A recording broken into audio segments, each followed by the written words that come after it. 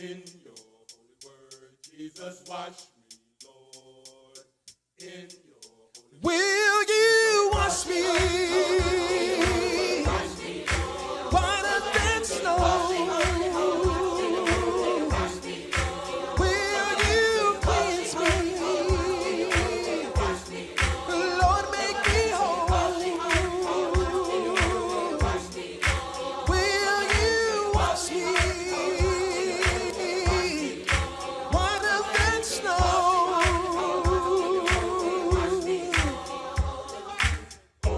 Sometimes, Lord, this life is rough. At times we feel we've had enough. But with all the sin in the world today, we need you, Lord, to wash us clean. Will you? Now we'll have the reading of the law. We'll start at Exodus the 20th chapter, verses 1 through 17. Exodus 20, verses 1 through 17. Ready? Go ahead. And God spake all these words, saying, I am the Lord thy God, which have brought thee out of the land of Egypt, out of the house of bondage. Thou shalt have no other gods before me. Thou shalt not make unto thee any graven image, or any likeness of anything that is in heaven above, or that is in the earth beneath, or that is in the water under the earth. Thou shalt not bow down thyself to them, nor serve them. For I, the Lord thy God, am a jealous God, visiting the iniquity of the fathers upon the children, unto the third and fourth generation of them that hate me, and showing mercy unto thousands of them that love me, and keep my commandments. Thou shalt not take the name of the Lord thy God in vain, for the Lord will not hold him guiltless that taketh his name in vain. Remember the Sabbath day to keep it holy. 6 days shalt thou labor and do all thy work. But the seventh day is the Sabbath of the Lord thy God. In it thou shalt not do any work, thou, nor thy son, nor thy daughter, thy manservant, nor thy maidservant, nor thy cattle, nor thy stranger that is within thy gates. For in 6 days the Lord made heaven and earth, the sea, and all that in them is, and rested the seventh day. Wherefore the Lord blessed the Sabbath day and hallowed it. Honor thy father and thy mother, that thy days may be long upon the land which the Lord thy God giveth thee. Thou shalt not kill. Thou shalt not commit adultery.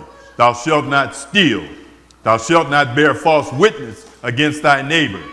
Thou shalt not covet thy neighbor's house. Thou shalt not covet thy neighbor's wife, nor his manservant, nor his maidservant, nor his ox, nor his ass, nor anything that is thy neighbor's. Now we'll read Ecclesiastes, the 12th chapter, verses 13 and 14. Ecclesiastes 12, verses 13 and 14.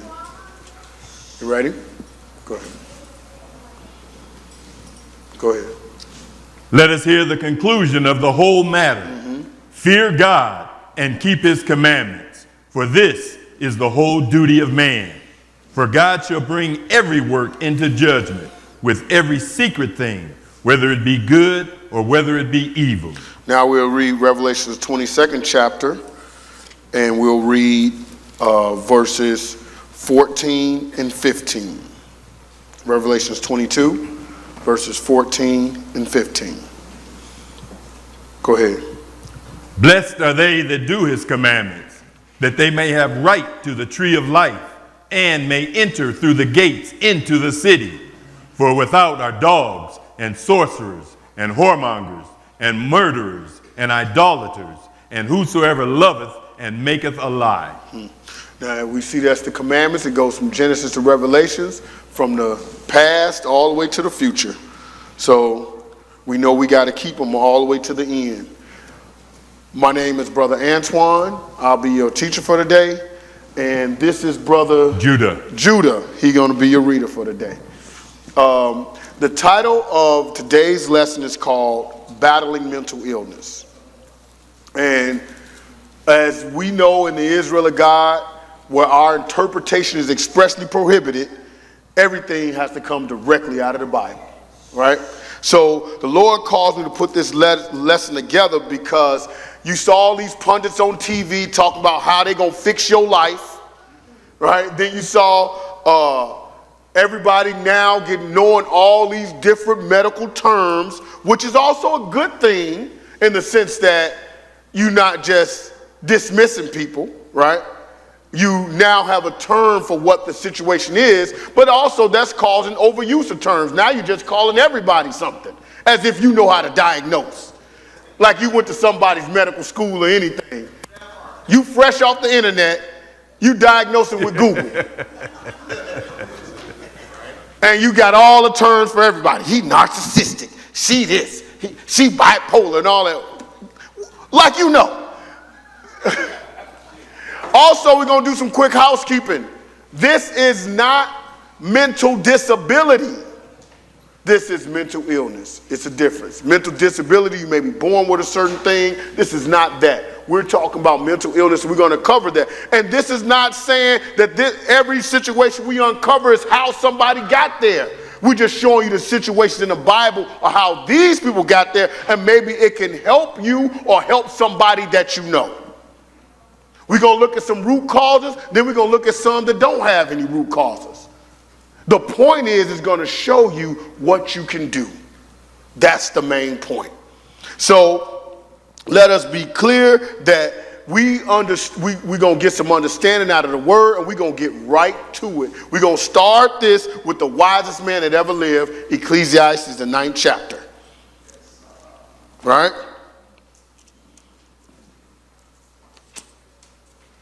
Ecclesiastes 9. We're going to start with verse 1. Ecclesiastes 9 and 1. You ready? Brother Judah? Yes, sir. Go ahead. For all this I considered in my heart, even to declare all this, that the righteous and the wise and their works are in the hand of God. No man knoweth either love or hatred by all that is before them. All things come alike to all. There is one event to the righteous and to the wicked, to the good and to the clean, and to the unclean, to him that sacrificeth and him that sacrificeth not. As is the good, so is the sinner, and he that sweareth, as he that feareth an oath. So this one event that Solomon is considered is death. He's saying, hey, this I consider in my mind, talking about his heart. That's talking about his mind. He said, I consider this in my mind that the works of the wise are in the hand of God, and no man even knoweth either love or hatred by all that is before them. All things come alike to all. As is the good, so is the sinner. We've known good people that die. We've known sinners that die, right? Absolutely. Okay, keep going. What else to say? We're here for verse 3. Go ahead. This is an evil among all things that are done under the sun, that there is one event unto all. Go ahead. Yea, also the heart of the sons of men is full of evil. What? The hearts of the what? We're not talking about this blood pump, are we? Because that's good stuff. You lose all that, you're gone. But it said the hearts of the sons of men are what? Full of evil. That's women too. You just a female part of man. But the hearts of the mind of the sons of men is full of evil. That's everybody in here. You are not alone. My mind just as evil as yours, right? But what else is there? Keep going. And madness is in their heart while they live. And what's in their heart? Madness. Madness. You know what madness is? That's what the British call what? Crazy. American, we say crazy. The British say, you're going mad. Right? But it's in our heart while we do what? While we live. And after that, what happens, Brother Judah? And after that, they go to the dead. Also, when madness leaves our heart, where we at? We dead. Dead. So we all suffering through it, right? We all got a little crazy. So you are not alone. It's about how far you let it go. That's what this is about. How do you maintain it, but it's there? This the wisest man ever lived said that. Say, hey, madness is in our heart while we live. And after that, we go to the dead. So long as you in this flesh, you got some madness. Maybe that's why Jesus said what he said. That, hey, ain't none good but one. Because long as I'm in this flesh, I got madness. Let's go. Let's go Ecclesiastes 1:12. Now, I don't know if Jesus had that. I'm not saying that. I'm just saying there ain't no good thing among his flesh, among all of us, or one of us. He was the Holy One of Israel. But it's only one. 1:12. Let's see what else the wisest man that ever lived had to say. Right? So if all these pundits got their life together, they got the same evil in their heart. All the ones that's trying to fix your life, they got the same evil in their heart too, right? So what they fixing your life with? Let's go. So it's best to get something like this to fix your life. 1:12, you ready? Yes, sir. Go ahead. I, the preacher, was king over Israel in Jerusalem. And I gave my heart to seek and search out thy wisdom concerning all things that are done under heaven. This sore travail hath God given to the sons of man to be exercised therewith. So he said, I gave my heart. I, the preacher, was king over Israel, but the people didn't realize Solomon was still a preacher. And he said, I gave my heart to know wisdom concerning all things that are done under heaven. And this sore travail, it still was a travail. He said, these are given to the sons of man to be exercised therewith. It's going to be some things you just your mind going to ponder about. But sometimes we get to pondering, we find out, oh man, there's no answer to this. There's no God, or you lose your faith. And next thing you know, you done spiraled out of control. But this is, he said, he give it to the sons of men to be the Lord put it here to exercise your mind, for you to wonder. Keep going. What else?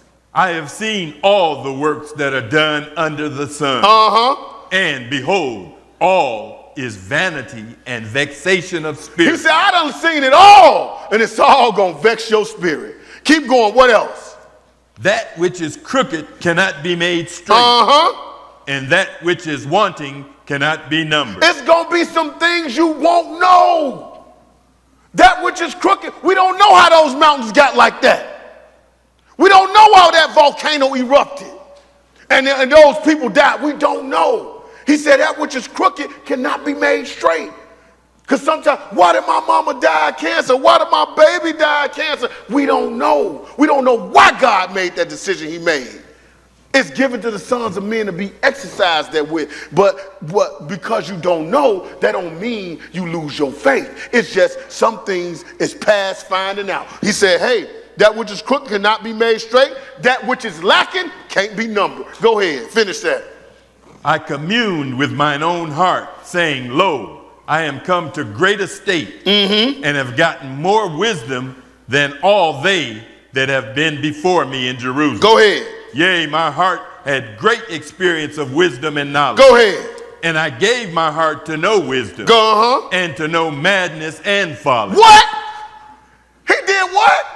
He gave his heart to know all this wisdom and all the stuff under heaven, and he also gave his heart to know a little what? A little madness, a little folly. I got me a little crazy going on too.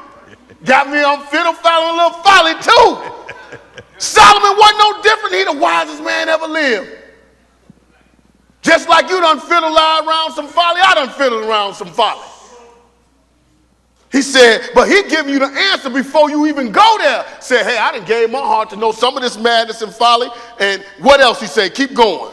I perceive that this also is vexation of spirit. Hey, I'm giving you the answer. It's going to vex your spirit. Yes, sir. I'm letting you know that this is also vanity and vexation of spirit. But then he about to give you another nugget. What else? Verse 18.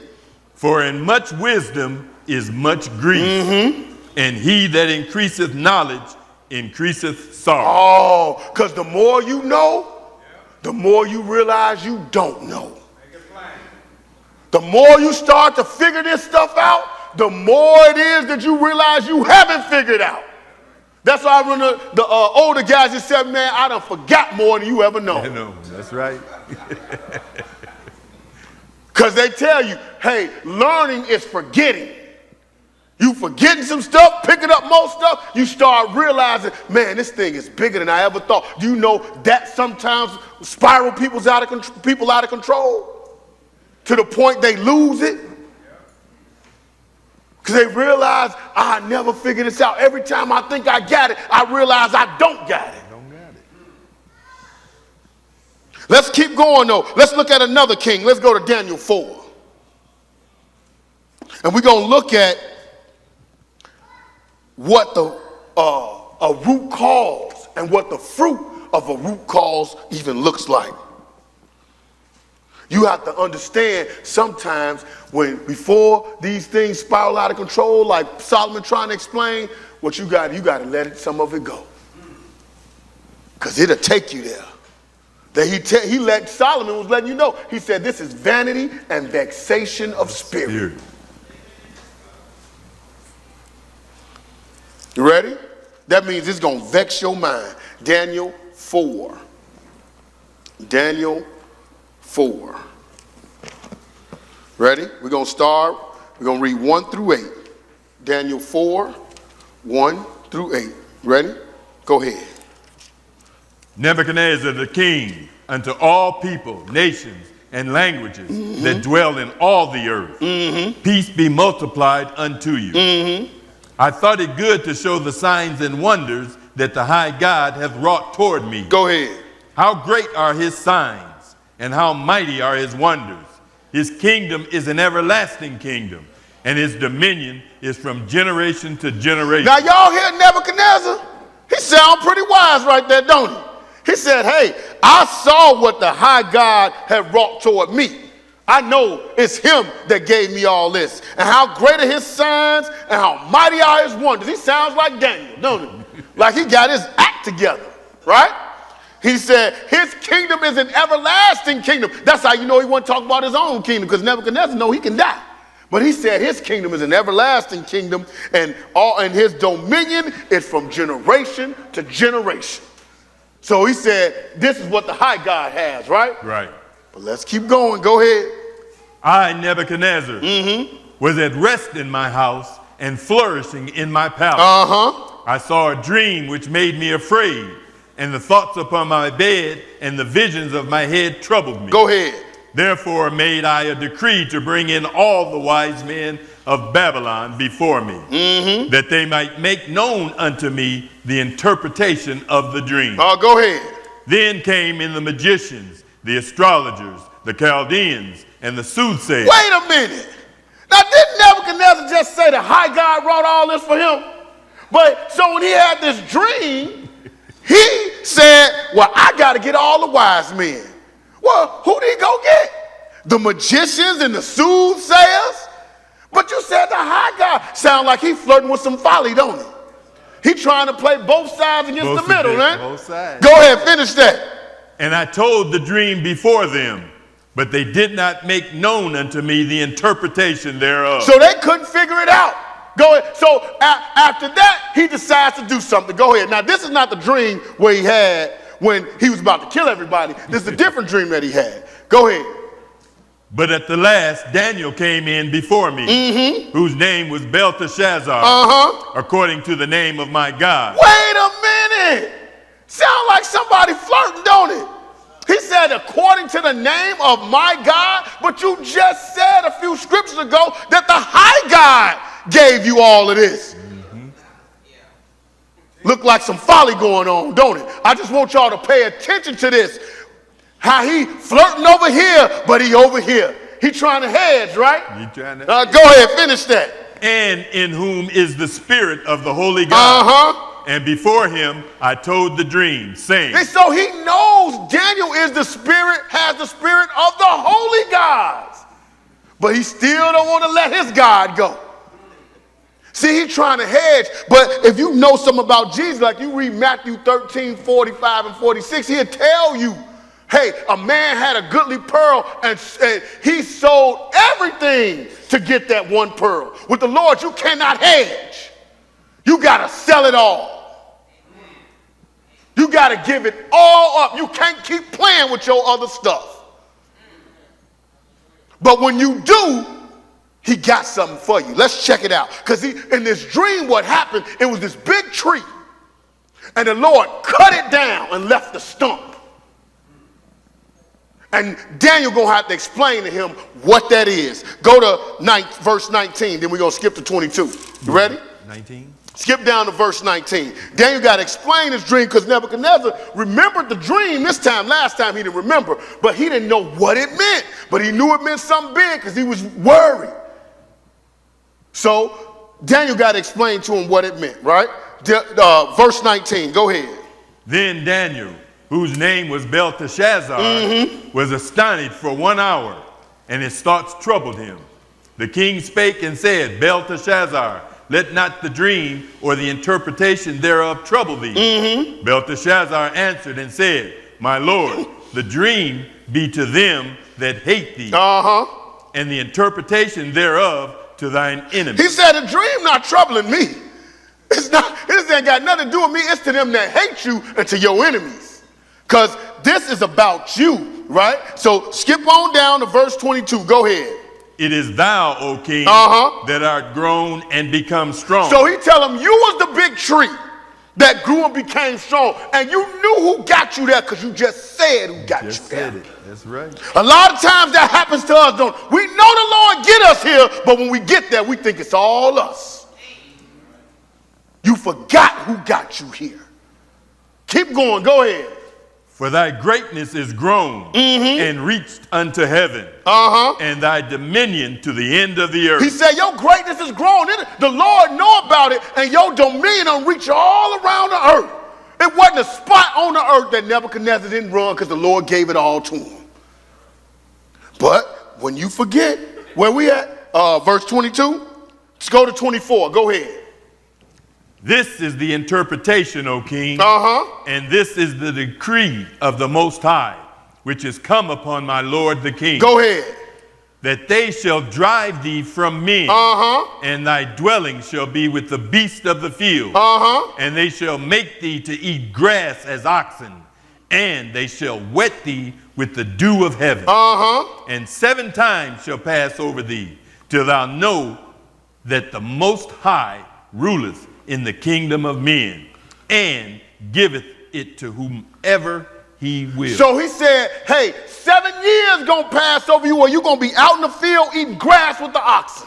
And he said, until you get in your head that I run it, and I give it to whoever I will. Read that next verse. Go ahead. And whereas they commanded to leave the stump of the tree, thy kingdom shall be sure unto thee. After that, thou shalt have known that the heavens do rule. I don't need you. As they left the stump, that kingdom gonna be sure while you out there playing with the monkeys and with the oxen and all that. You out there gone, what? Mad. Your kingdom don't still be intact because I run it. I don't need you. I give it to whomever I will. So you sitting up here thinking that you so important, you better get it straight. Who's actually running? That's what we got to get in our mind. Who actually runs it? If you're wondering why, what's happening to people, sometimes they forget this. Keep on going. Go ahead.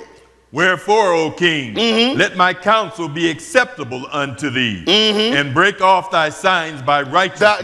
Reread that because that's going to be important. Break off thy? And break off thy sins by righteousness. That's right. Go ahead. And thine iniquities by showing mercy to the poor.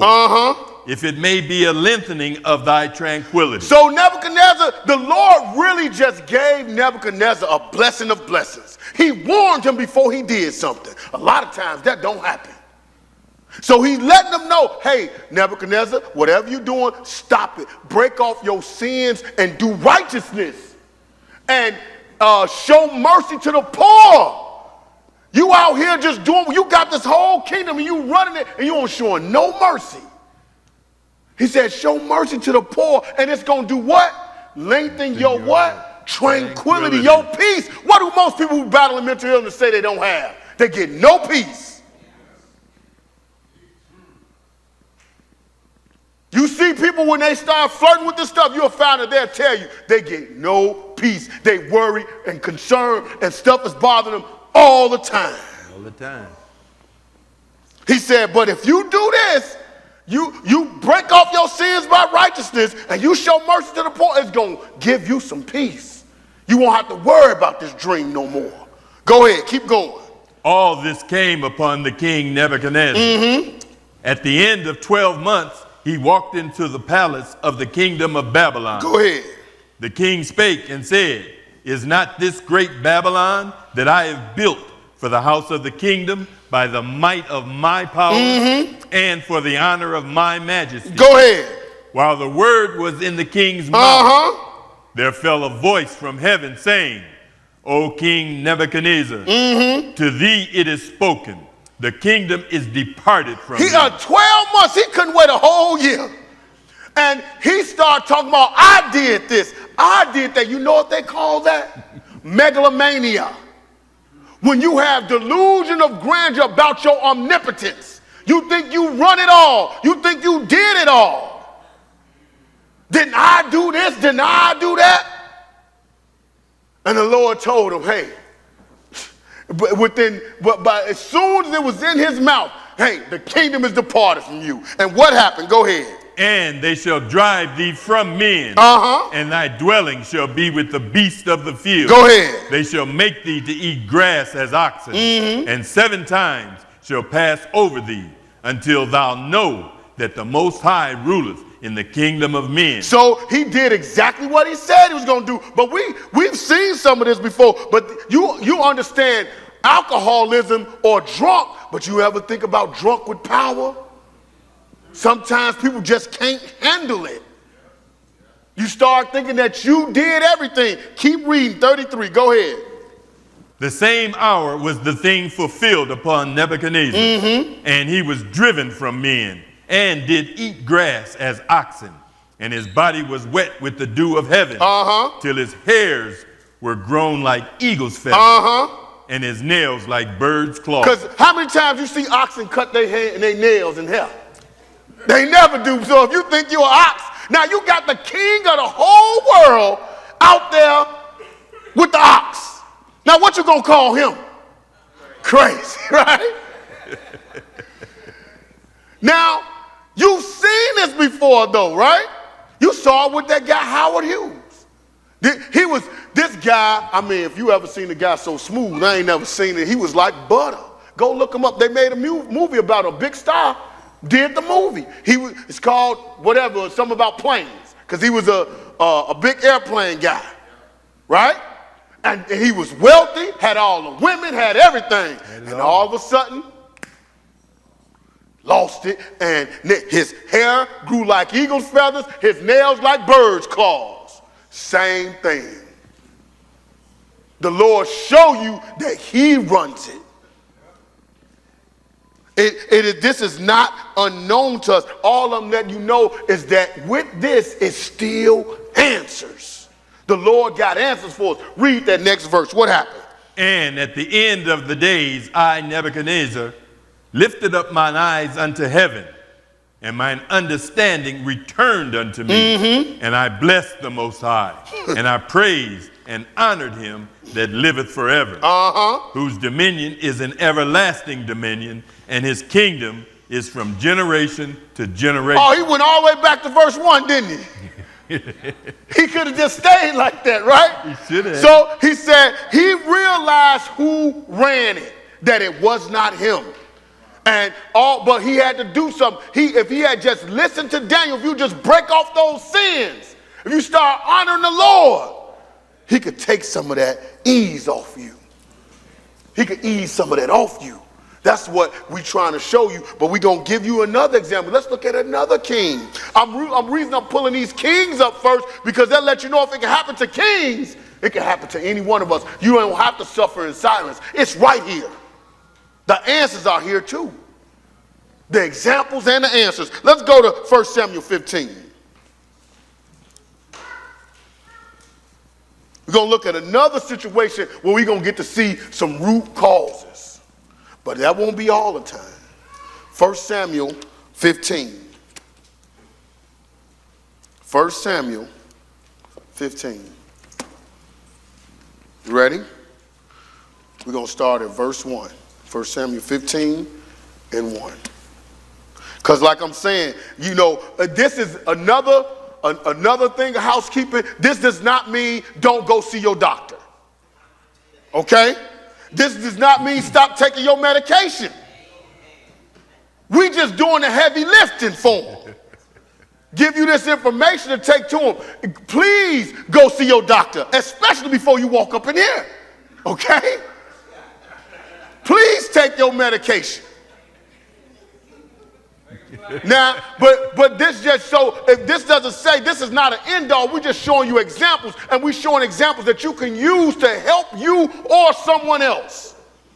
That don't mean they shouldn't go see them. It's just like if you were having a surgery, right? You might go and pray, you might go read this book, you might go have the elders pray over you or anoint you with oil, but do you still go to surgery?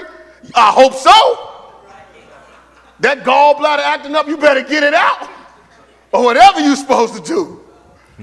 Right? 1 Samuel 15.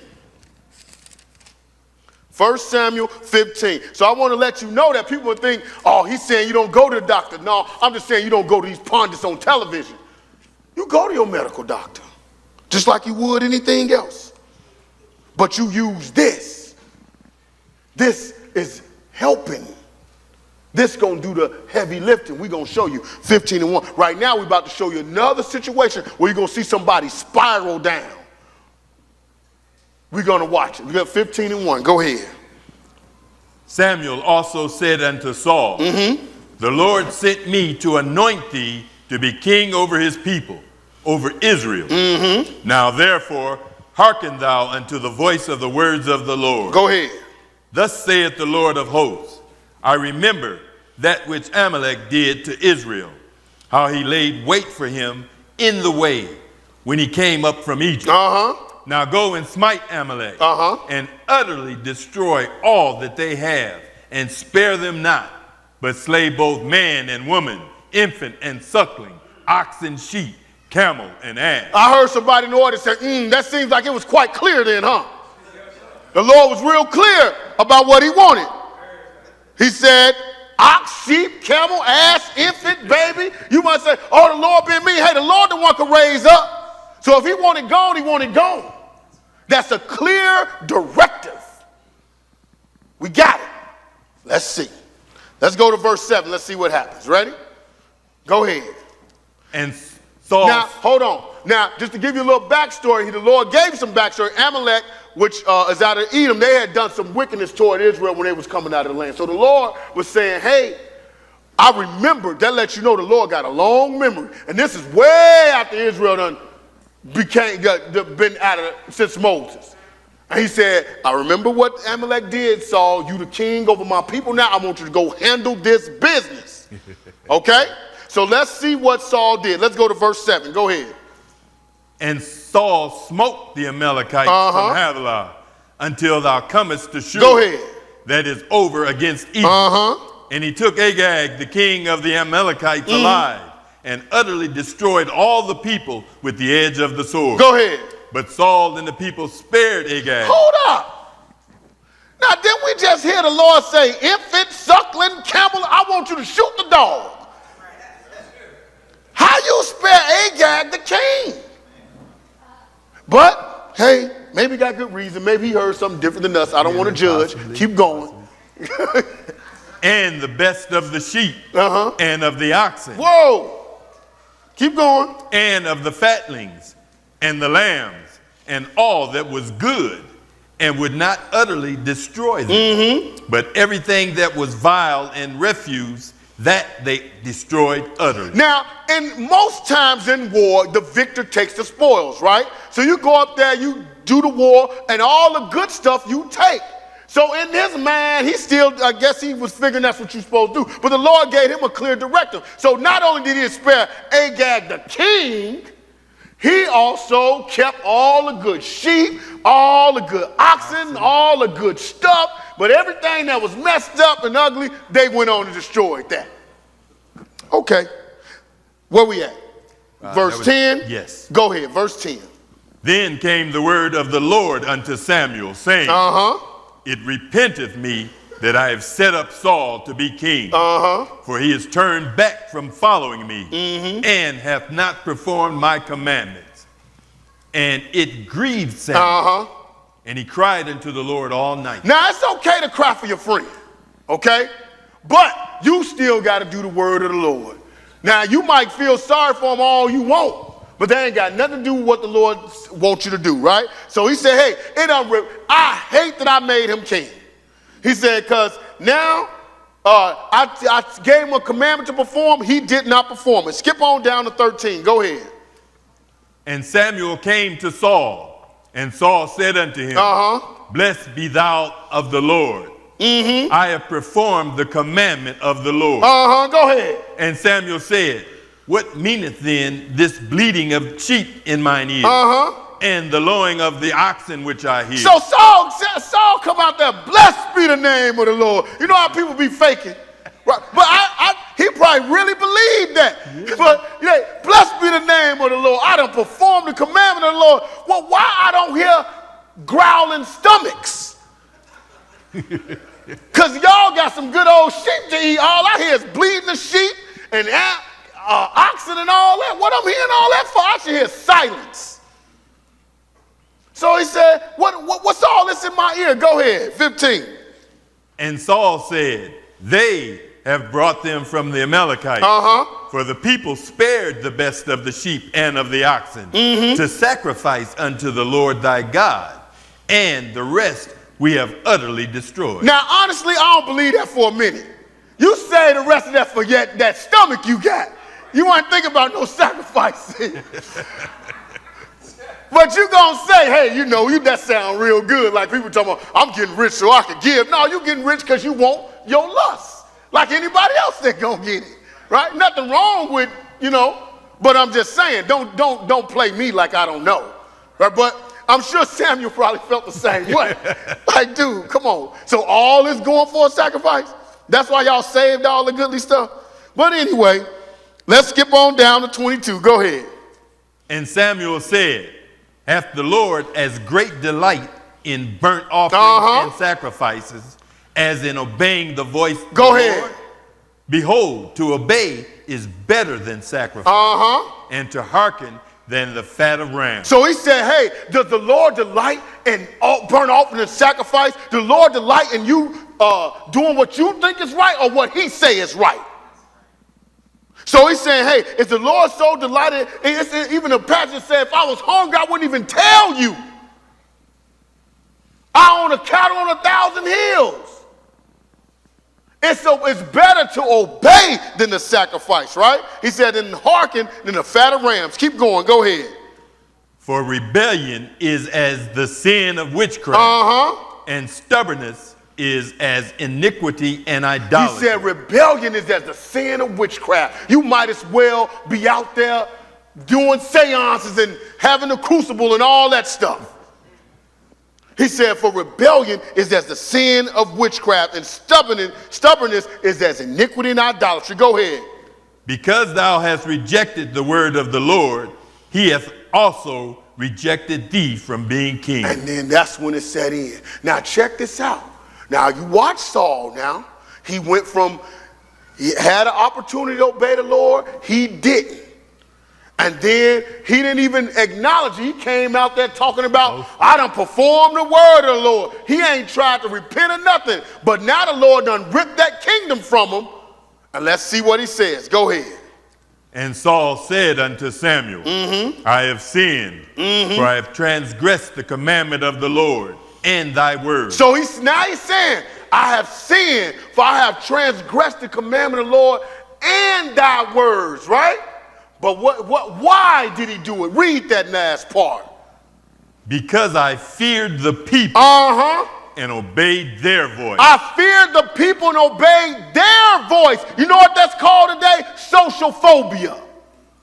Fear of people. You worried about what they gonna say, what they think. Like I said at one time, and I'm not harping on sisters, but like I said one time that, we go to the restaurant, you out, Probably you and your husband, you and your friend, it's time to pray over the food, and you don't want to put that head covering on because all these people there. But you don't know these people. You ain't going to see them no more in your life. What they going to say? Oh, she the one that put the head covering on. But you fear the people. What it's going to look like. What's she doing that for? Social phobia. You afraid of the people. You obeying their voice, which they ain't even saying nothing. You obeying their voice as opposed to the word of the Lord. It happens all the time. So before we look at them like spectacles, we need to look inward and think about, when does this happen with all of us? Remember, madness is in our heart while we live. Evil is in the heart of the sons of men. It ain't just, it's everybody. We all have it in some form. We just got to know how to check it with the word of God. Right? It happens a lot of times. Let's keep going. Where we at? That was the end of 24. That was the end of 24? Okay, let's keep going. Let's go to 1 Samuel 16. We got to keep walking Saul down, because like I showed you, we're going to show you a digression. What happened? How does a person go from totally sane to this? Let's go 1 Samuel 16, just 2 chapters over. We're going to start with verse 14. You ready? Now remember, Samuel just told Saul, the Lord done ripped this kingdom from you. You're not going to be the king forever. Right? So he said, the Lord rent it from you. So 16 and 14, you ready? Go ahead. But the Spirit of the Lord departed from Saul, and an evil spirit from the Lord troubled him. Oh, what happened? The Spirit of the Lord departed from Saul, and that evil spirit saw it right away. Ooh, he open now. You know, them hedges is gone like you saw in Job. He said he opened season. He said, so an evil spirit from who? From the Lord troubled him. So if that evil spirit got to you, guess who sent him? So the Spirit of the Lord departed from Saul, and the evil spirit from the Lord troubled him. Go ahead. And Saul's servant said unto him, Behold now, an evil spirit from God troubleth thee. Let our Lord now command thy servants, which are before thee, to seek out a man who is a cunning player on a harp. And it shall come to pass, when the evil spirit from God is upon thee, that he shall play with his hand, and thou shalt be well. Now I want to do some quick house cleaning now, because I know people going to start saying, hey man, get a harp, that evil spirit. It ain't the harp that's getting the evil spirit out. It's the one playing the harp. It's because the Spirit of the Lord had came on David. Now, you notice Saul was already flirting with folly, right? Because you notice what he did with the Amalekites. And if you read up in that story, you're going to see when the Lord sent Samuel to go anoint David as king, you know what Samuel's response was? Saul might kill me. Now, what kind of person you got to be you thinking about killing a priest? So he already flirting with folly, and now his people know, hey, and these got to be some real good friends, because I can imagine telling your friend, hey man, you got an evil spirit on you, right? So they went and told him, hey man, you got an evil spirit on, let's get a man or a cunning player with a harp and to get this off you. Now, I don't want to come back to Phoenix and y'all got a whole bunch of harps around here. Okay? Please don't. That is not the case. So, because that's all Michael should have just done. Look, dude, I got the harp. You better go on, Satan.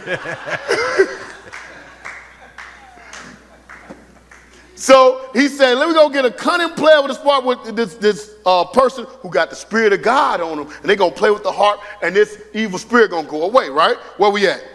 That was what? Verse 6? Yeah. That was verse end of 16? Yeah. Okay, skip to 23. Go ahead. And it came to pass, when the evil spirit from God was upon Saul, that David took an harp and played with his hand. So Saul was refreshed. And what happened? And was well. And the evil spirit departed from him. But that evil spirit departed from you. Now you got to pay, I want you to take note of this. That evil spirit departed when David played that harp. But if you don't do a certain thing, we're going to learn, hey, just pay attention that when David played the harp, the evil spirit departed. And as we go further in this lesson, you're going to see what really happened to Saul. So that evil spirit departed from Saul when David played the harp, right? Right. Let's keep going. Let's go to 1 Samuel 18. We're going to start at verse 8.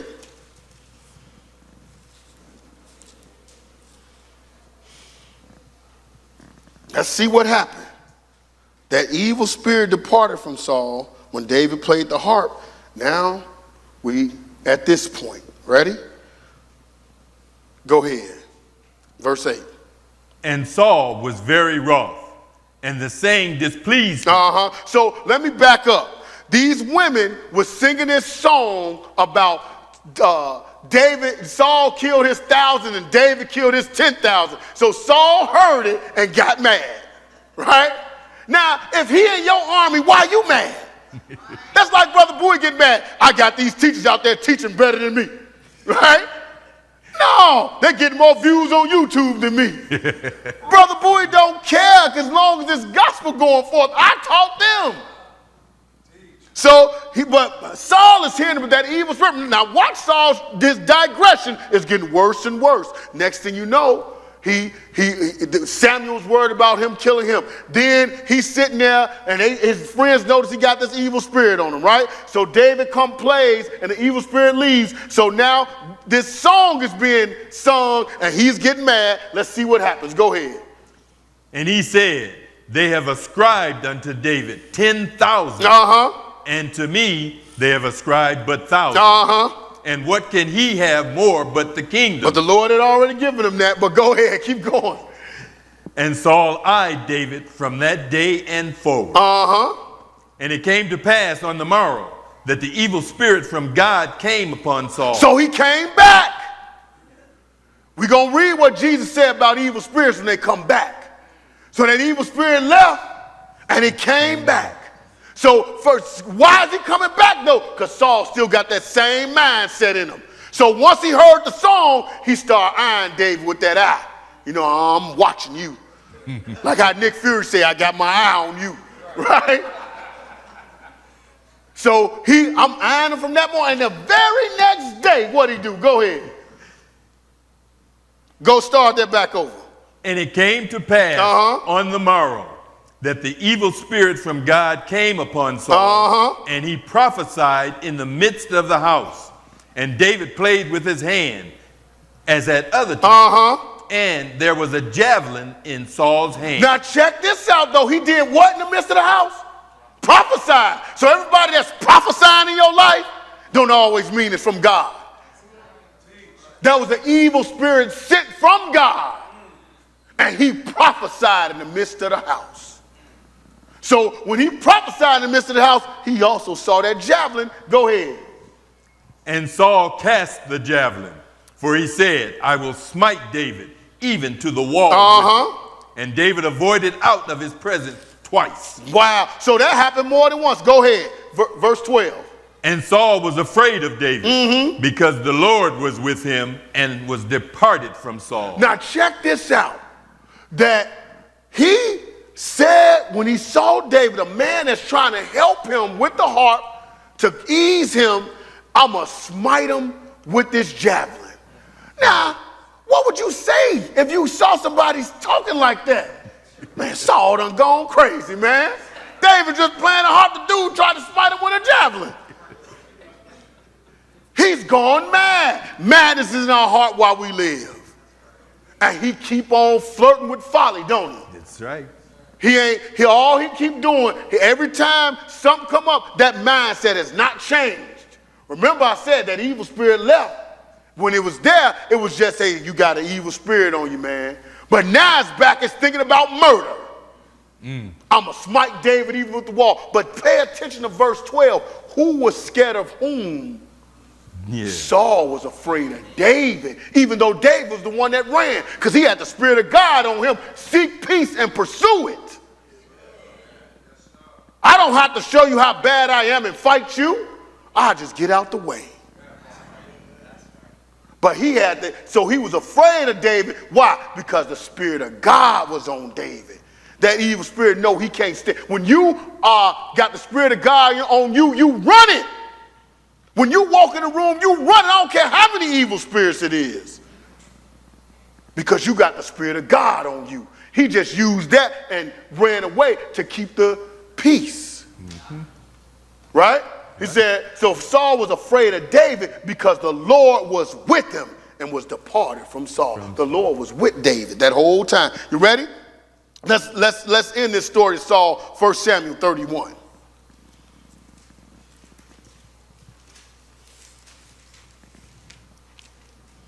First Samuel 31. Now, in this process of time that we skipping over, Saul he killed a priest. He already threatened to kill David. Looks like it's just getting worse and worse. He keep on flirting with folly. Didn't Solomon tell you? Madness, I flirt with some madness and folly. You saw Nebuchadnezzar. What Nebuchadnezzar kept flirting with folly? That's it. Now, I'm not saying this is why everybody had go mad. I'm just saying on some of these occasions, this is why it can happen. Sometimes you can see this root cause and see what happens.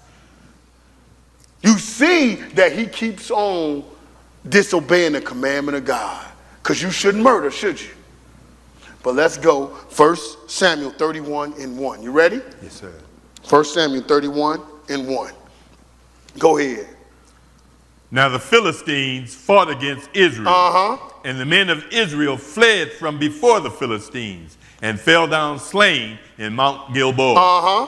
And the Philistines followed hard upon Saul and upon his sons. And the Philistines slew Jonathan and Abinadab and Malchishua, Saul's son. Now this is just what, now Saul really has gone all the way down, because also right before this, he went and sought out an evil spirit, a familiar spirit.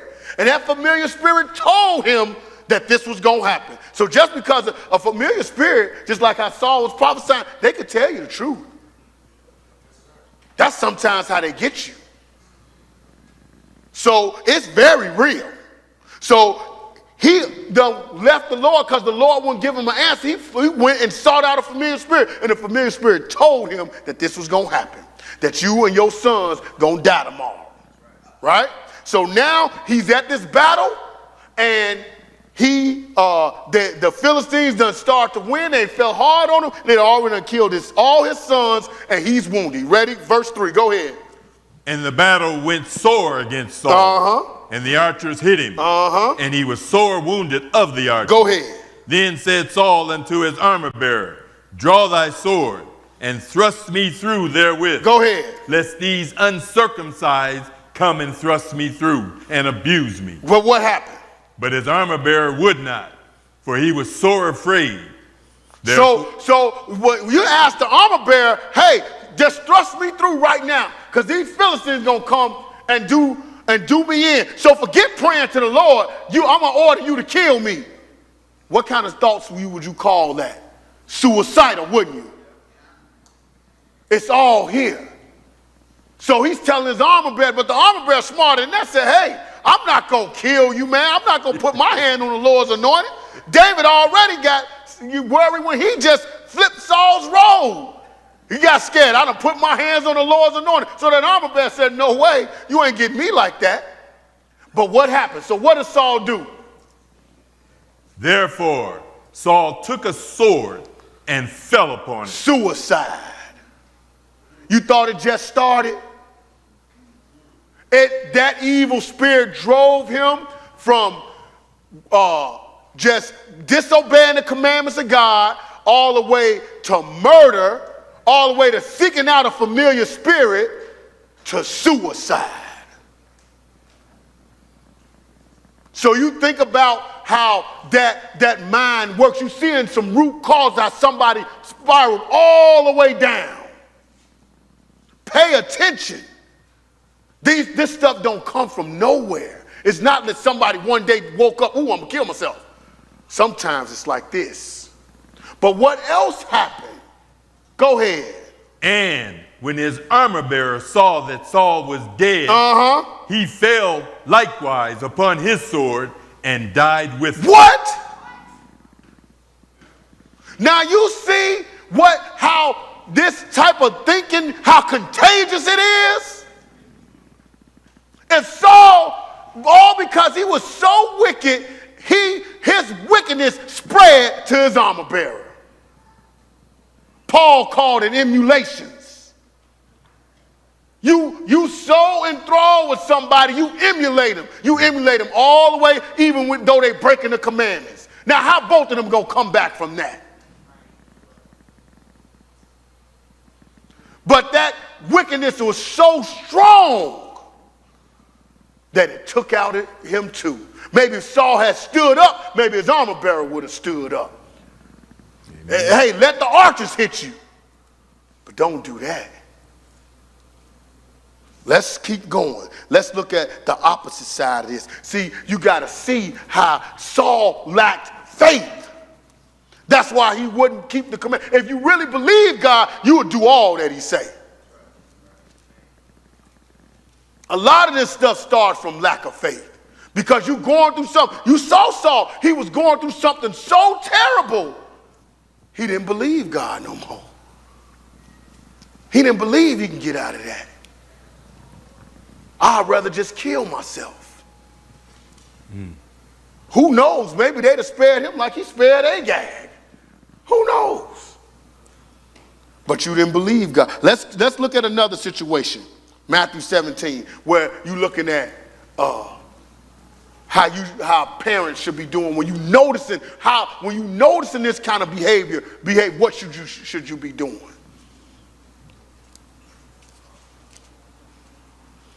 Because we saw all the way on this end how it spiraled all the way down because somebody lacked faith. That lack of faith spread so much that somebody else lacked faith. Just like it did with Israel. When they lacked faith, so we didn't go into the land. But let's look at it. Matthew 17, let's look at the other side of it. Matthew 17 and 14.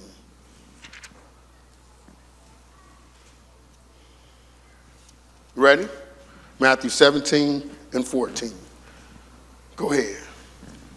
And when they were come to the multitude, there came him a certain man, kneeling down to him and saying, Lord, have mercy on my son, for he is a lunatic and sore vexed. Go ahead. For ofttimes he falleth into the fire and oft into the water. So what you call this? If this, look, I barbecue a lot. When that smoke gets started and that fire get hot, I don't even want to go by. This dude running to the fire. What is he trying to do? Commit suicide. And this is a boy. Now, why did this happen? We have no idea. What is crooked cannot be made straight. I don't know how this evil spirit got on this boy. But that's not important. What's important is this. Keep reading. And I brought him to thy disciples, and they could not cure him. Go ahead. Then Jesus answered and said, O faithless and perverse generation. Oh, what? Faithless. They didn't have enough faith, did they? So what is going to take? He said, oh, faithless and perverse generation. Go ahead. How long shall I be with you? How long shall I suffer you? Bring him hither to me. And what happened? And Jesus rebuked the devil. And he departed out of him. And the child was cured from that very hour. So what was troubling that child? An evil spirit. Now, how did that evil spirit get on that child? I have no idea. We don't know. It's not important. What's important is that the parents' faith saved that child. Just like how Saul didn't have faith and it caused that guy to die, the parents' faith saved that child. Your faith can save somebody. That's what you got to start paying attention to. How you behave, how you believe can help somebody else. Just like how Saul believed hurt somebody else. You got to use this thing in that manner. So that parent believed in God enough to say, hey, I brought him to I took him to your disciples. They couldn't do it. I'm going to take him to you. Can you heal my child? That's how you know it was still a child, because my child was here that very hour. Where we at? That's the end of 18. Keep going. Then came the disciples to Jesus apart and said, why could not we cast him out? So they want to know, hey man, I believe in you too. What's up? Why can I pop that head and he just go out? Why can I call him out? What I'm doing? Go ahead, keep going. And Jesus said unto them, because of your unbelief. Oh, because see, we still always have a little doubt. Because of your unbelief, you still got a little bit of doubt here. Because of your unbelief. So what should we do? Go ahead. For verily I say unto you, if ye have faith as a grain of mustard seed, ye shall say unto this mountain, remove hence to yonder place. Go ahead. And it shall remove, and nothing shall be impossible unto you. Go ahead. Howbeit this kind goeth not out but by prayer and fasting. Oh, now let's do some other quick house cleaning. That don't mean, because I get this a lot too, especially in the prayer meetings, somebody come and say, hey man, they got an evil spirit, possessed with the devil, something. Okay, let's fast and pray. No, what he said, you got to have this faith already when they come. So if it takes fasting and prayer, whatever it takes for you to get there before that, you need to be ready when it comes. That's what was going on with the apostles. Now the apostles' faith grew over time because they were walking by people and their shadow was healing people. But at this time, they were still growing in faith. But that's okay. When you believe enough, you can help somebody. Because they still wanted to help. Like, hey, how can we? He just know y'all got some ways to go when it comes to this belief. And he said, you have faith enough as a grain of mustard seed, you'll move mountains. But that's not for yourself. That's moving mountains for the word of God. Because people want to, oh yeah, we finna just go out here and step out on faith and do anything without counting the cost, without anything. No. He said, you can move mountains with this, but you doing it for my work, not yours. Let's keep going. And if you want more information on that, you go look at that lesson, Doctrine of Manifestation. It's there. Let's keep going. Skip on back to Matthew 15. We're going to look at another where a parent looked in at a child. So some of y'all looking at these kids doing all these certain things and wind up doing stuff, you wonder, how did they go so off like that? They were little kids. Pay attention to your children. Look at what these parents are doing. They paid attention. Hey, my child, look, they going into the fire, into the water, something's up. Let me pray, take them to the Lord, take them to the elders and pray over them and get some help. You don't just sit back and watch it. Let's look at another situation. Let's go to Matthew 15. Now, I don't know if this daughter was grown or a kid. I'm not sure. It was this lady's daughter. But let's see what happened. Matthew 15 and verse 22. And how that child got that evil spirit, I don't know. But just like we saw that armor bearer with emulations, we know kids do a lot of emulations, don't we? And that way you could get that type of spirit on you. Matthew 15, we're going to start at 22. Matthew 15 and 22. You ready? Go ahead.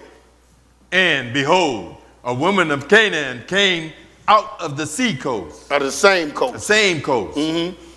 And cried unto him, saying, have mercy on me, O Lord, thou son of David.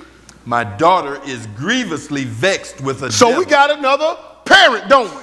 Saying, hey, I know what's going on with my child.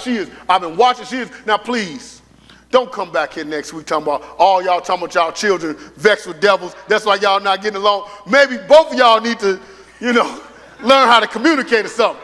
But in certain cases, okay, they know that their child is vexed with the devil. They trying to put their hand on fire and all that, and then you're okay. All right? Or you seeing some odd behavior. I can't tell you what it is. I am not the expert. Don't call me. I'm just saying, pay attention to your children and make sure that you at least having this type of conversation, or at least able to go to the Lord and say, hey, my child's grievously vexed with the devil, and help heal her, right? So now you notice this woman's a Canaanite. This is not an Israelite, right? So she goes to Jesus. She said, hey, Lord, Lord, thou son of David, my daughter is grievously vexed with the devil. Go ahead. Verse 23. But he answered her not a word. Uh-huh. And his disciples came and besought him, saying, Send her away, for she crieth after us. Go ahead. But he answered and said, I am not sent but unto the lost sheep of the house of Israel. Go ahead. Then came she and worshipped him, saying, Lord, help me. So that didn't get her off. He said, I'm not sent but to the lost sheep of the house of Israel, right? And she came worshiping, hey, Lord, help me. She believed. Go ahead. Look at what's strong. Her faith is strong. A lot of this stuff is dealing with lack of faith. But her faith is strong. I don't care if you tell me whatever. I'm still, Lord, please still help me. Go ahead. But he answered and said, It is not meet to take the children's bread and to cast it to dogs. And she said, Truth, Lord, yet the dogs eat of the crumbs which fall from their master's table. Now, most people going to look at that and say, see this Canaanite woman, Jesus called her a dog. It's a metaphor. Jesus is saying, hey, I'm sent to the lost sheep of the house of Israel. I got a job to do. I got to get Israel in order first. I got to get the children together first so they can help all y'all. And so she's just like, hey, when the master come home, you like anybody else, and you come home to your house, you feed your children first, right? Or do you go start feeding the dog? Well, some people do. But let's say regular people. But she was so faithful. She said, hey, well, the dogs eat the crumbs from the master's table, right? Let's see what Jesus did. Go ahead. Then Jesus answered and said unto her, O woman, great is thy faith. Great is your what? Faith. Great is thy faith. Go ahead. Be it unto thee even as thou wilt. And her daughter was made whole from that very hour. So did he say, you Canaanite, get away from me, I ain't healing nothing? Or did she get her prayers answered? He answered her prayers, didn't he? So you telling me that Jesus hear prayers from other nations, don't he? Yeah. Absolutely. Absolutely. That was all a metaphor, just saying, hey, my job is to get Israel in order first so they could teach everybody. That's just a job. But she had so much faith. Hey, you making this request, I'm going to heal it right now. I'm going to heal your daughter right now because great is your... So that kills that doctrine that he only hears Israel. He created Adam, not Jacob. Right? He created Adam. So that means all souls are mine. So of course he heard her, right? But she checked in on her child and knew what was going on, or her daughter and knew what was going on, and her daughter got healed. But these healings, they come with a price now. We're going to get to that. They come with a price. You got to do something. But let's keep going though. But that's the thing. You got to pay attention when you're seeing this stuff happen. Your faith could be strong enough to help somebody else. We just saw 2 cases. Those parents' faith was strong enough to help their children. But let's keep going. Let's go to Ephesians 4. Let's look at some of these causes. Because in both of those cases, what we didn't know, we don't know how that evil spirit got there, did we? Because that's not important. What was important was the faith of the person to help get the evil spirit off. But we're going to look at some of these causes and ways that evil spirits get there. Let's go to Ephesians 4. Let's start at 26.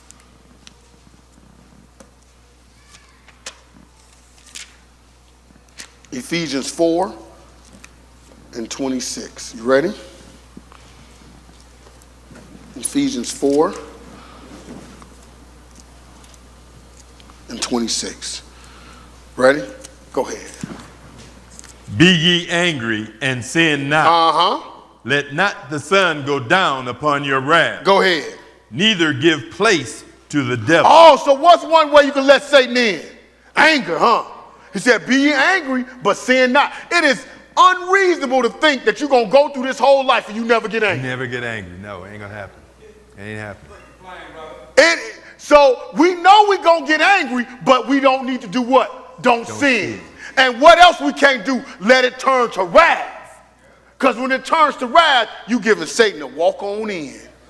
Just like Saul did. Didn't we notice that? When Saul let that song bother him, that evil spirit's right back. I'm back. Right back on him. So he's saying, hey, neither give place to the devil. Because when that wrath, when you let it turn to wrath, you're going to give place to Satan. He's going to be able to operate, right? Where we at? That was the end of it. That was 27? Yeah. Skip on down to 29. Go ahead. Let no corrupt communication proceed out of your mouth, but that which is good to the use of edifying, that it may minister grace unto the hearer. Go ahead. And grieve not the Holy Spirit of God, whereby ye are sealed unto the day of redemption. So he's saying, let no corrupt communication, don't be saying anything against the word of God. Let no corrupt communication proceed out of your mouth, but that which is good to be used for edifying. If it can't edify nobody, why are you saying it? And he said, grieve not the Holy Spirit of God. He talking about don't keep going against the word of God like you just saw Saul and all them do. How do I know that? Because when that angel and judges said, he's speaking like the Lord saying, hey, I brought you out of Egypt. I did this, I did that. Why have you transgressed? Then the Lord told him, you better watch out for that angel, for that Holy Spirit. Why? Because he will not pardon your transgression. Don't grieve that Holy Spirit because he ain't got the latitude to pardon your transgression. So he tells him, don't keep going against the word of God because you're seeing what's happening when you do. So he's saying, grieve not the Holy Spirit of God, whereby ye are sealed unto the day of redemption. For verse 31, go ahead. Let all bitterness and wrath and anger and clamor and evil speaking be put away from you with all malice. Oh, so how you grieve them? You got all this stuff. You got all this anger and clamor and bitterness and evil speaking. That's how you start letting that evil spirit in. Because he told you, put away that wrath because you're going to give place to the devil. So you got anger and clamor and evil speaking. You letting that evil communication come out of that heart that's full of evil, you're going to give him room to operate. But what else should you do? Verse 32, go ahead. And be ye kind one to another, tenderhearted, forgiving one another, even as God for Christ's sake hath forgiven you. Now, this is the same thing that Daniel told Nebuchadnezzar. He said, break off your sins by righteousness and start showing mercy to the poor, didn't he? Yep. The same thing he's telling them, put all that crap away, all that sinning away, and do righteous and be tenderhearted and kind and mercy. It can lengthen your tranquility. So you seeing somebody struggle with this, hey, show them some of this. Say, hey, you know what? If you practice some of this being tenderhearted, let's start there. I know you're struggling, but let's start being kind to one another. Put away some evil speaking. Practice some tenderhearted. You might give them some peace. This may lengthen their tranquility. Let's keep going. Let's go to Galatians 5. Look at it some more. It's not about how it got there all the time. I just showed you that as an example. It's not always about how it got there, but it's about how you can help. You may not know how it got there. You may not know how it got on a child, but you can show them what to do. Let's go to Galatians 5 and 19. Sometimes some of this stuff is how it got there. You don't know what your friend or whoever went through that's going through this, and it may start with this, but we're going to show you what to end with. Let's go to Galatians 5 and 19. You ready? Go ahead. Now the works of the flesh are manifest, which are these: adultery, fornication, uncleanness, lasciviousness, idolatry, witchcraft, hatred, variance, emulation, wrath, strife, seditions, heresy. Some of this stuff is in people's lives, and they doing it. Then you wonder how they wind up spiraling this way. Some of this stuff, I can't say this all, but you getting into idolatry. You idol worship. You so focused on something else more than you are the word of God. Sedition, you steady trying to overthrow. You got a structure right here, but you always talking about how you can overthrow something or take it down or doing what you want to do. All this stuff, this is the evil in our heart that's here. All of us got to be checked on this. It is not variance. Emulations. Like I was telling you with children, with emulations, wrath, strife. All that stuff gives place to give them evil spirits room to operate. Keep going. Go ahead. Envy, murders, drunkenness, revelings, and such like, of the which I tell you before, as I have also told you in time past, that they which do such things shall not inherit the kingdom of God. Oh, so you see how somebody can spiral down? Because everything you're doing, if you're doing any of these things, which all of us have to watch out for, you doing something that's not going to get you in the kingdom. And things that's not going to get you in the kingdom are the things that can get you spiraling down and mess with your mind. So all these things, emulations, revelings, and all those things, hey, all those people that's into that will not inherit the kingdom of God. And if you're doing things that's not out of the Father's Spirit, it's no wonder that it might send you in that direction. But what should we be doing? What wars this thing out? What should we have on us? Keep reading. Go ahead. But the fruit of the Spirit is love, joy, peace, long-suffering, gentleness, goodness, faith. Go ahead. Meekness, temperance. Against such there is no law. I've never heard it spoken, thou shalt not be meek. Thou shalt not be tenderhearted. Thou shalt not show mercy. Never heard it spoke. But you can help somebody when they struggle with this. Say, hey, let's just start with this. I don't know what your whole problem is, but let's start with having some peace. Let's start with having some meekness, some temperance, some tenderhearted, some forgiving one another. It ain't no law against that. Maybe this can help ease you and give you some peace. It can lengthen your tranquility. Let's start with showing some mercy to the poor. Let's do some of that. Maybe that can help ease you. If you can give them these words, that will help them. Because sometimes they think it's got to be some hit on the face. But it could just be this right here. Where we at? That was the end of that. Okay, that was verse 20. Read verse 26. Go ahead. Let us not be desirous of vain glory, provoking one another, envying one another. So he tells them, let us not be desirous of vain glory. Because a lot of times we want to do stuff just to be shown. Boy, I know I can teach. Right? Don't be desirous of vain glory. Right. And he said, and you will be willing to do anything sometimes to get it. Then he said, provoking one another, envying one another. Because a lot of that stuff, that's what happens. We've seen a lot of times where people have killed people because they envy them so much. It spiraled them all the way down into that mental illness. To the point that evil spirit turned it to murder. That's why he's giving you all the warnings. Let us not be desirous of vain glory. When you're trying to envy and be like somebody that's vain glory, that ain't the real glory. Ain't none of this the real glory. Only stuff that's got that real glory in it is that fruit of the Spirit. Let's keep going. Let's go to Genesis 4. And let's look at some of this envying and look at how a parent could check in on it. The ultimate parent. Genesis 4. We're going to read 1 through 8. You ready? Go ahead. And Adam knew Eve, his wife, and she conceived and bare Cain. Keep going. Go ahead. And said, I have gotten a man from the Lord. And she again bare his brother Abel. And Abel was a keeper of sheep, but Cain was a tiller of the ground. Go ahead.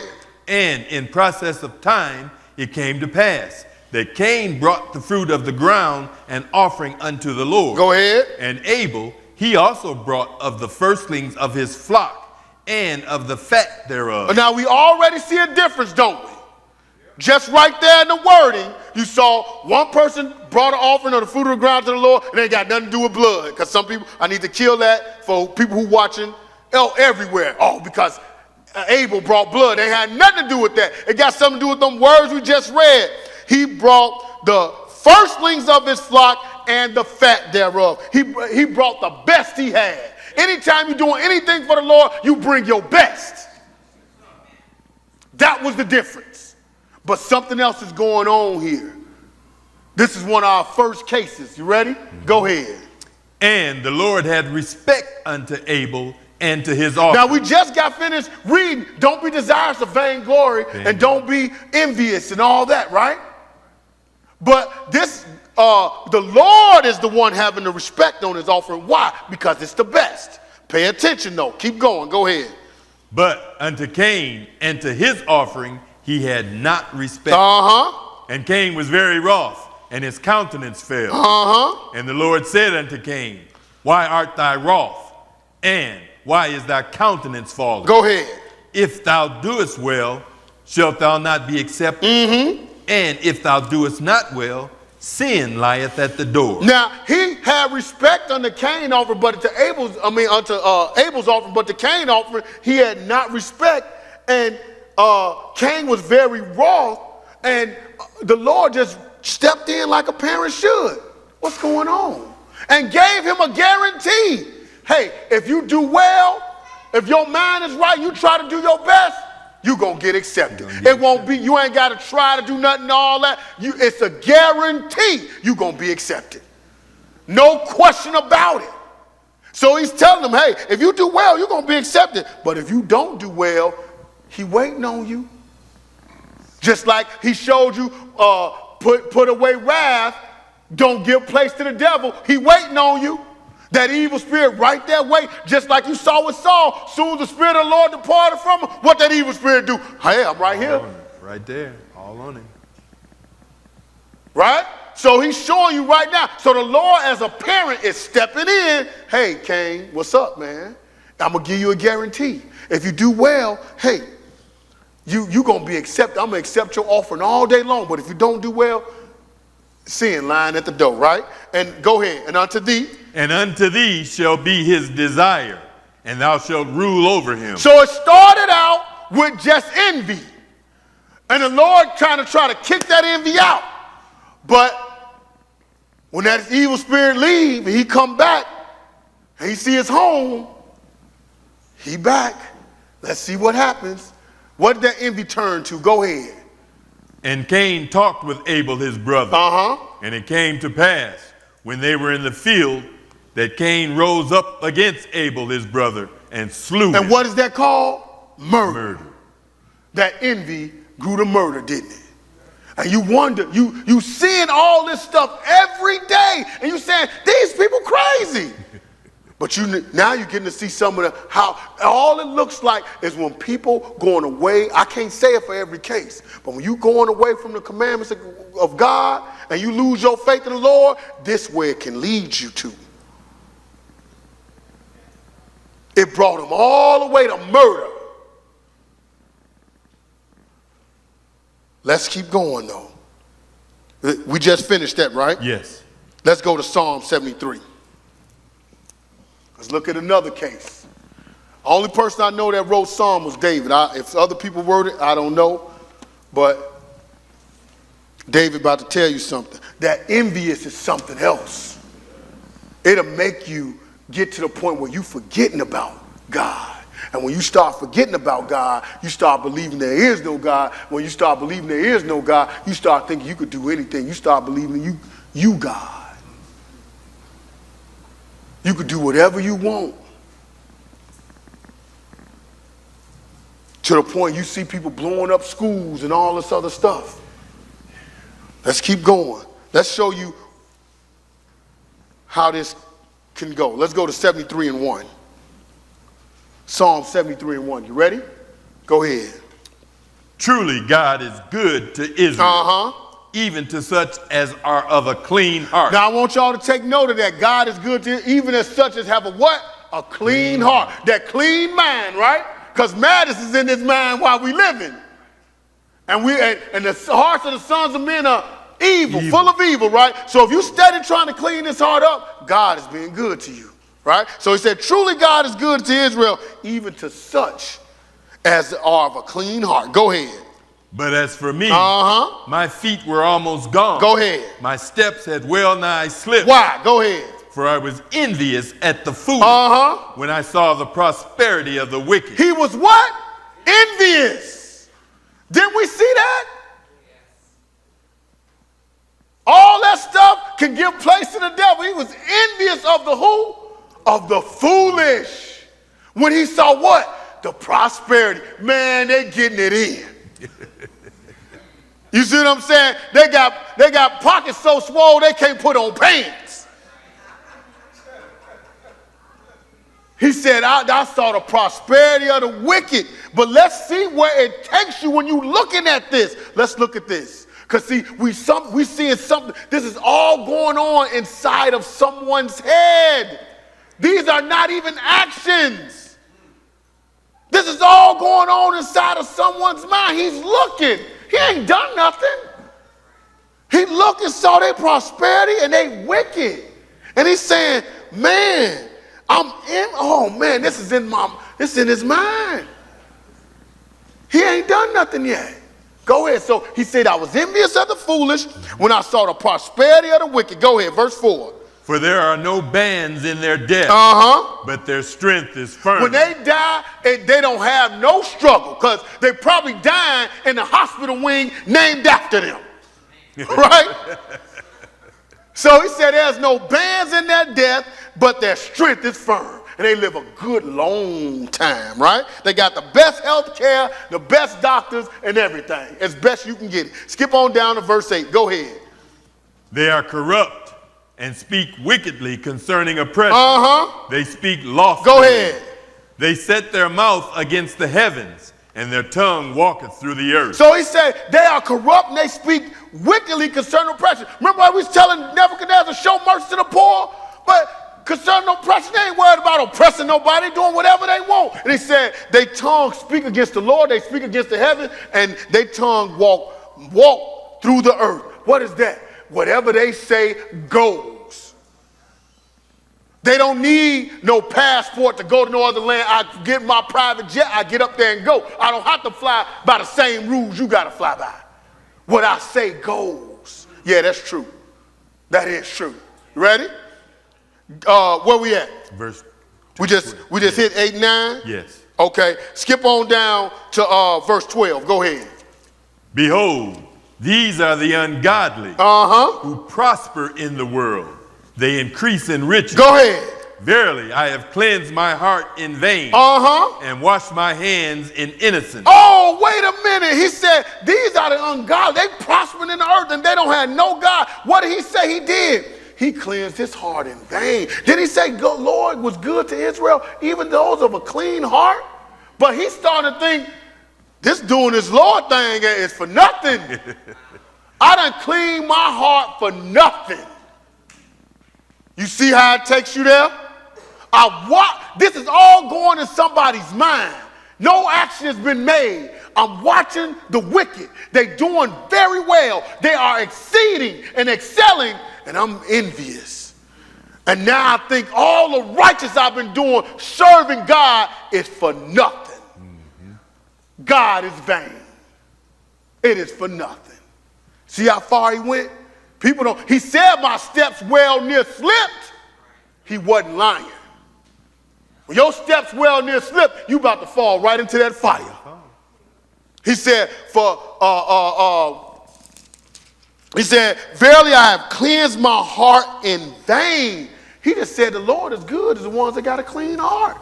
But I clean my heart for the Lord for nothing. And wash my hands in innocence. See, I've been innocent for, why do right when I can do wrong and get paid? Like my friend used to tell me, cheating ain't never got me nowhere but a head.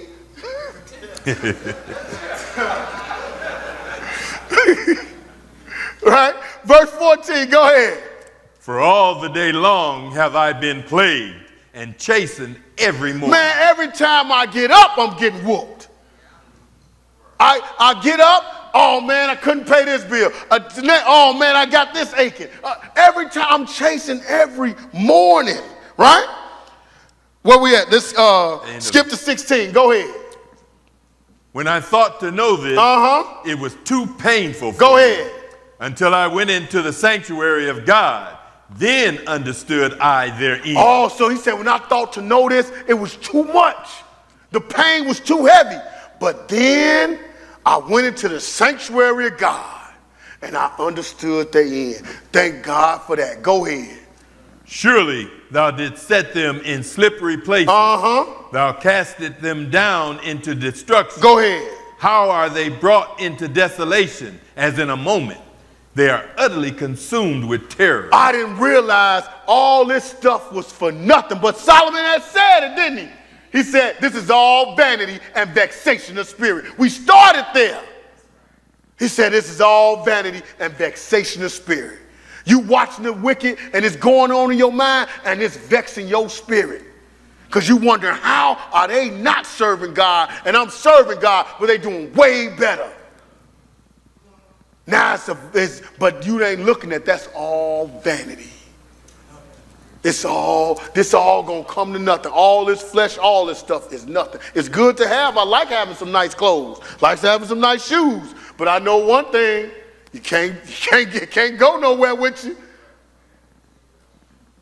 Plenty good alligator shoes went in some tombs, especially in Chicago. But you can't take it with you. They should have took them shoes off, gave it to some living people. Let's keep going. Let's go to 2 Samuel 11. Look at this story. Show you another king.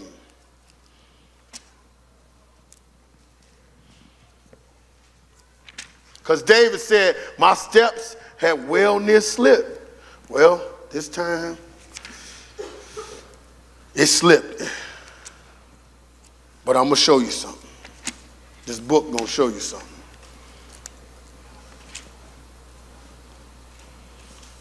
So you watch, you see how stuff play out in people's mind. Nothing ever really happened. Then you wondering, how did they go there? Because in their mind, all that time, they were struggling. Didn't say nothing, but all that time they were struggling, thinking about something. At that time, for it looked like for David, thinking about envy and looking at it and just in his mind struggling, thinking, man, I'm serving God for nothing. And you say, how did that happen? How did he wind up committing suicide? How did he wind up going that far? How did he wind up leaving the word and then going out there doing something illegal? How did it happen? Because during that time he was just struggling inside his mind. That's why you check in on your brothers. That's why you check in on your kids. Help them. Somebody had to take them. The Lord had to take them and show him the end. He had to go where? To the sanctuary of God. And that's when he understood. And it brought him back. See how faith can bring you back, knowing this word can bring you back? Because everybody can get in their head. It can happen to anybody. And to think you exempt is foolish. I'm not exempt and you not exempt. How I know? Because it said madness is in our heart while we live. And after that, we go to the dead. 2 Samuel 11, verse 1. You ready? Go ahead. And it came to pass, after the year was expired, at the time when kings go forth to battle, that David sent Joab and his servants with him and all Israel. And they destroyed the children of Ammon and besieged Rabbah. But David tarried still at Jerusalem. Go ahead, pick it up for me. And it came to pass in an eventide that David arose from off his bed and walked upon the roof of the king's house. And from the roof he saw a woman washing herself. And the woman was very beautiful to look upon. Go ahead. And David sent and inquired after the woman. And one said, is not this Bathsheba, the daughter of Eliam, the wife of Uriah the Hittite? So David, it's time to go to war, but David stayed back. Hey, he the king, he can stay back, he got rights, right? So he walking in his house like all other kings we saw been walking in their house.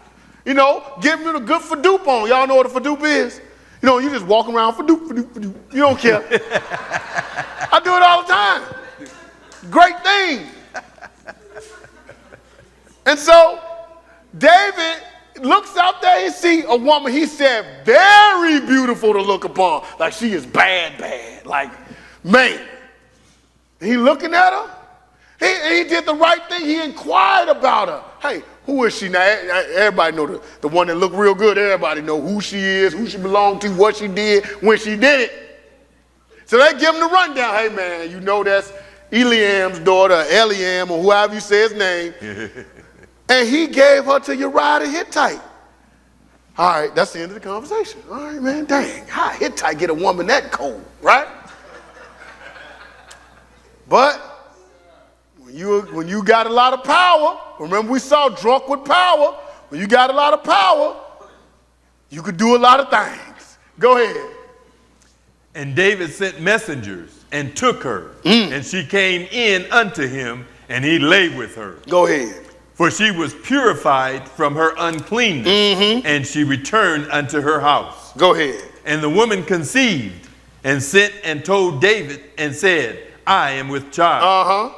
And David sent to Joab, saying, send me Uriah the Hittite. And Joab sent Uriah to David. So now check this out. So when she sent the letter back saying, they done did what they had to do, David go, all right, you going back home. That was it's a mistake, and all that. All the stuff we kicked, right? And so, I don't want to get into it. But they both knew. And so she sent and told him she would child. So now the recovery plan is starting to happen. He's doing all this for one thing, to save face. We'll do a whole lot to save face. So he's doing all this so he can save face. So he said, I got to come into I got a good plan. I'm going to pin this on Uriah. All right, send me Uriah the Hittite. He got him. Go ahead. And when Uriah was come unto him, David demanded of him how Joab did, and how the people did, and how the war prospered. Go ahead. And David said to Uriah, go down to thy house and wash thy feet. And Uriah departed out of the king's house, and there followed him a mess of meat from the king. So David said, he tried to, hey man, how Joab doing? Give me that report, dude. Now Uriah probably never gave no report a day in his life. He a Hittite. Right? He ain't gonna be in charge of Israel's army, So, but give me the report on Joab, the captain. Right? He gonna ask Uriah for a report. Hey man, you know what? You ain't even gotta go back. You good. You get your mess of meat, you going down there. Now the first thing you're gonna do out of war, and you get back to your house and she very beautiful to look upon. This is easy, right? No harm, no foul type of deal, right? Where we at? Verse 9? Go ahead. Yeah. But Uriah slept at the door of the king's house with all the servants of his lord, and went not down to his house. Oh, so now he's sitting with David's servants. Hey man, I ain't going down there because, Israel is still at war. So how am I be chilling when Israel at war? Okay, let's keep going. Let's go to 14. Go ahead. And it came to pass in the morning that David wrote a letter to Joab, and sent it by the hand of Uriah. And he wrote in the letter saying, set ye Uriah in the forefront of the hottest battle, and retire ye from him, that he may be smitten and die. And he sent him with his own death letter. Now, Uriah did die from this, but a whole lot of Israelites died from this, because the way Joab operates, Joab is a general. And the way general operates, they operate just with numbers. Okay, we're going to go to the wall.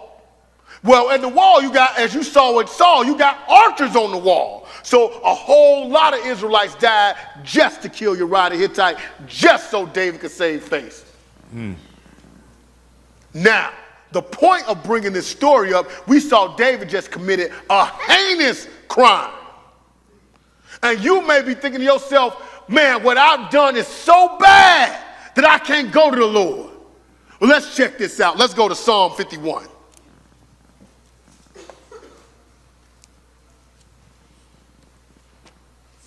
So this is for this what this was for. Because you have people here, I've heard it on some of the prayer calls, they think that, no, I knew better. You tell me David didn't know better?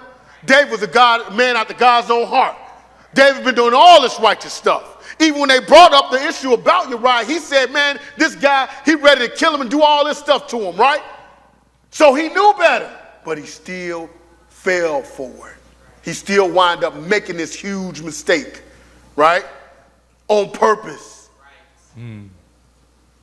So some of you all are struggling with that you've done something and you think, I cannot. The Lord ain't gonna hear me. Well, let's take a look. Let's go to Psalm 51. Ready? Psalm 51 and 1. Now this you're gonna have to read, but you're gonna have to go a little fast because we're gonna go 1 through 14. Ready? Go ahead. Have mercy upon me, O God, according to thy loving kindness, according unto the multitude of thy tender mercies, blot out my transgression. Wash me thoroughly from mine iniquity, and cleanse me from my sin. Go ahead. For I acknowledge my transgressions, and my sin is ever before me. Go ahead. Against thee only have I sinned, and done this evil in thy sight, that thou mightest be justified when thou speakest, and be clear when thou judgest. Behold, I was shapen in iniquity, and in sin did my mother conceive me. So first thing off the bat, David acknowledges his sin. That's different than Saul, wasn't it? Right off the bat, Lord, I sinned against you. There ain't no use in you hide it from him because he know that you did it. So David is like, hey, wash me. Remember he was saying, surely they that of a clean heart, when he said, surely God is good to Israel, especially those of a clean heart, wash me, clean me back up. I made a mistake. I'm coming against you, have I sinned? Yeah, I did that to Uriah, but he's gone. You are the one that I got to plead with. I can't plead with Uriah. I can't make it right with him. But you, I can. And he said something. He said, behold, I was shapen in iniquity, and sin that my mother conceived me. I was born with this madness in my heart. Right? Because it said, madness in our heart while we live. I was born. It's evil in all the hearts of the sons of men. Why do you think Paul said what he said in Romans? Saying, hey, although I try to do good, evil is present with me. He said that that law of sin, he was born with it. It's here. We steady putting it down. So David is telling you, man, I was shapen like this, and sin did my mother conceive me. Go ahead, verse 6, go ahead. Behold, thou desirest truth in the inward part, and in the hidden part thou shalt make me to know wisdom. Go ahead. Purge me with hyssop, and I shall be clean. Go ahead. Wash me, and I shall be whiter than snow. Make me to hear joy and gladness, that the bones which thou hast broken may rejoice. So he said, purge me with hyssop, clean me back up.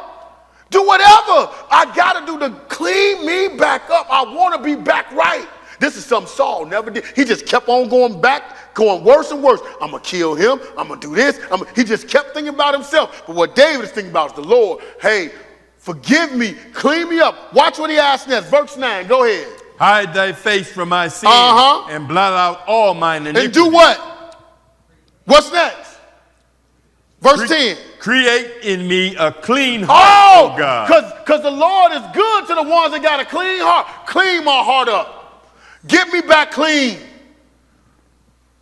He said, create in me a clean heart, oh God, and do what? And renew a right spirit within me. Don't send that evil spirit for me. Put that Holy Spirit back in me. Renew a right spirit back in me. Get me back in this right mind. Don't let me fall off, because he knows what happened to his predecessor, don't he? Right. He knows what happened to Saul. So I don't want that. I've seen that already. Right? So he said, renew a right spirit within me. Go ahead. Cast not away from thy presence. Cast me not away from thy presence. And take not thy Holy Spirit from me. Oh, so he said, what happened to Saul? Is that the Spirit of the Lord left Saul, and an evil spirit from the Lord came upon. He said, don't move your Holy Spirit from me. Please don't. Because if it moves from me, I know what's coming. So please cast me not away from keep me in your presence. So if you struggling with something like this, you done did something, ask the Lord this. Put me back in your presence. Let me keep keeping your word. Let's see what David got to say. He going to explain. Go ahead. Restore unto me the joy of thy salvation, and uphold me with thy free spirit. What is he talking about? That free spirit. That spirit that, did he say, the truth shall make you free? Right? Then he said you got to serve the Father in spirit and in truth. What's this free spirit? That spirit that keeps you free from sin. What is that? The Word of God. Word of God. That is the antidote to sin. Keep going. Go ahead. Then will I teach transgressors thy ways, and sinners shall be converted unto thee. Oh, so what he gonna do? So if you get this, you clean me up and get me straight, hey, I'm gonna be your biggest evangelist. I'm gonna talk all about you, talk about all your mercy. You ain't gonna get me to shut up. And he said, hey, then will I teach transgressors thy ways, and sinners shall be converted unto thee. I'm gonna convert all these people. Because I'm going to go for it hard. Because what did Jesus say about that woman? That those who've been forgiven much shall love much, right? So you forgive me for this? Hey, I'm going to go all out.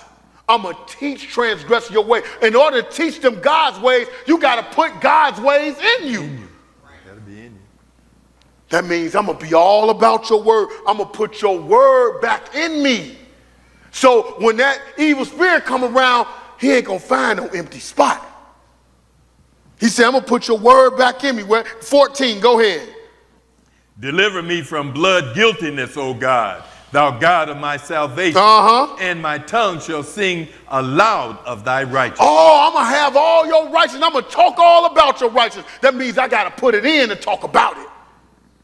Skip down to 17. Go ahead. The sacrifices of God are a broken spirit. Go ahead. A broken and a contrite heart. O God, thou wilt not despise. He said the sacrifices of God are a broken spirit. Then that's the same thing that Samuel said to Saul, that the Lord delight in righteousness and not in burnt offerings and sacrifices. This is the real sacrifice. This broken spirit.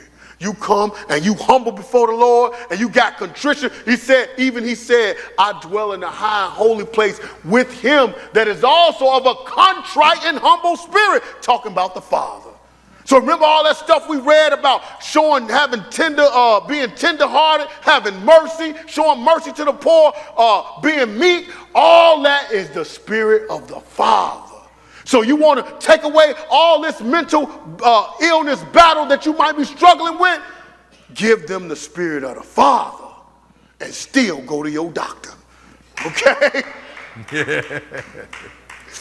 So he said the sacrifice of God are a broken spirit, a broken and a contrite heart. Let's keep going. Let's go to Matthew 12 and show you what David was so concerned about. Because he didn't want this to happen. 12, we're going to read 2 verses, 43 to 45, and we almost done.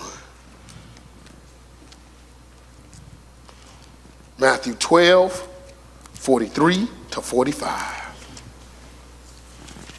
Ready? Matthew 12, 43 to 45. Jesus is going to tell you what happens with that unclean spirit. We got 4 more places out of it after this. 5. 10, I'm sorry. No. Matthew 12. Y'all like, I can't take this for 10 now. 43 to 45. Ready? Go ahead. When the unclean spirit is gone out of a man, he walketh through dry places, seeking rest, and findeth none. Look, somebody cast that unclean spirit out. You know how when David came and played the harp for Saul, the spirit left? How the Lord talked to Cain, right? So he said, when the unclean spirit is gone out, and he's seeking, that unclean spirit is going out, he's seeking for finding another place to rest, but he findeth none. Go ahead. What else? Then he saith, I will return into my house from whence I came out. And when he is come, he findeth it empty, swept, and garnished. Now you see why David was saying, put your word back in me, and I'm going to go out and preach and share it with everybody. Why? Because if he come back and he find that spot empty, what is he going to do? Read verse 45. Go ahead. Then goeth he and taketh with himself 7 other spirits more wicked than himself. And they enter in and dwell there. And the last state of that man is worse than the first. Even so shall it be also unto this wicked generation. So he said the last state of that man is worse than the first. We saw that happen to Saul, didn't he? David played the harp, that spirit go out. Saul don't put nothing. No word. He don't go serve the Lord, nothing. That spirit come back. Oh, it's empty. Let's go bring back some more. And that last state of that man is worse than the first. Where did Saul wind up? Suicide. He went from social phobia all the way to suicide. Social phobia to murder, to witchcraft, to killing himself. The last state of that man was worse than the first. He went back and got 7 spirits worse than himself. So that's letting you know you might have a spirit of lying. The next thing you know, you got a spirit of murder on you. A murder. Yeah, worse. Getting worse and worse. Let's take a look at it. Mark 5. Now, I don't know how all this got to this man. It ain't important how. What's important is this message at the end.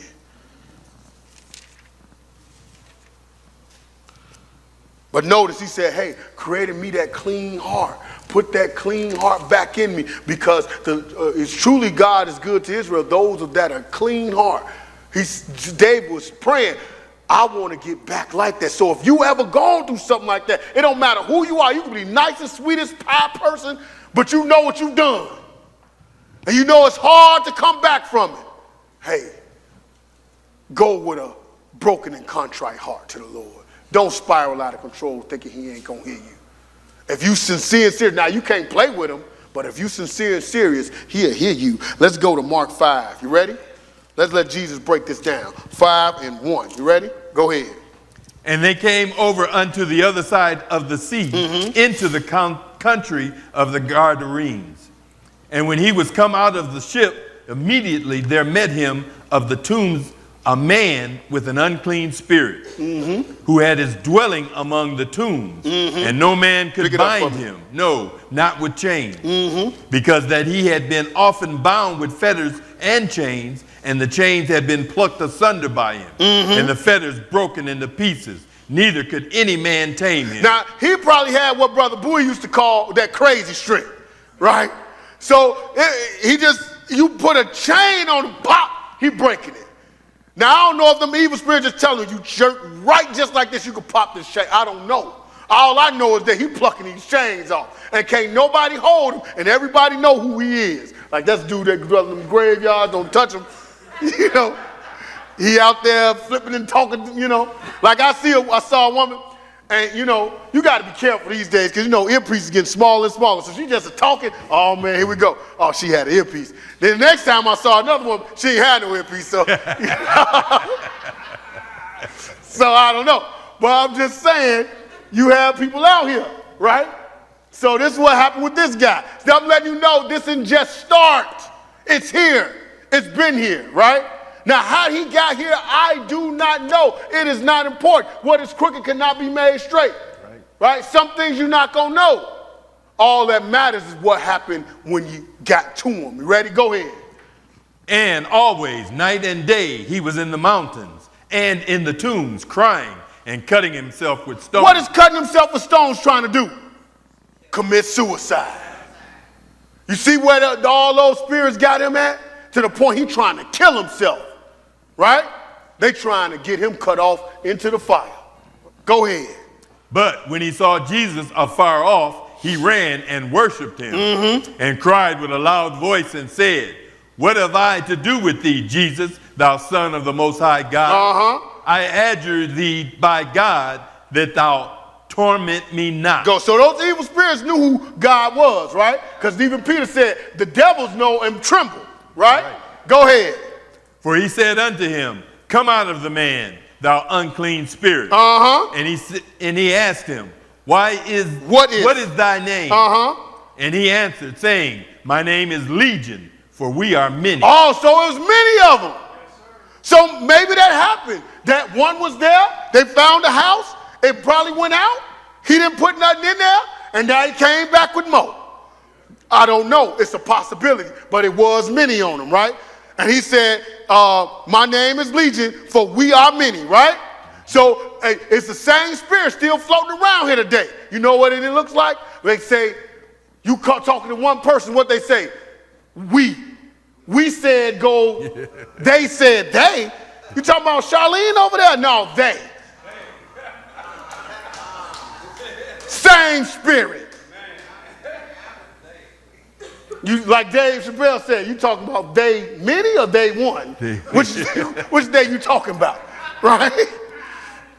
So he said, my name is Legion, for we are many. Go ahead. Skip to 15. Go ahead. And they came to Jesus and see him that was possessed with the devil, and had the legion sitting and clothed, and in his right hand, and right they mind. were afraid. And in his right mind, and they were afraid. So they saw, so Jesus had the evil spirit come out of them, right? So now the dude is that evil spirit's not bothering no more, so he's sitting there chilling in his right mind. And people like, I know that was dude.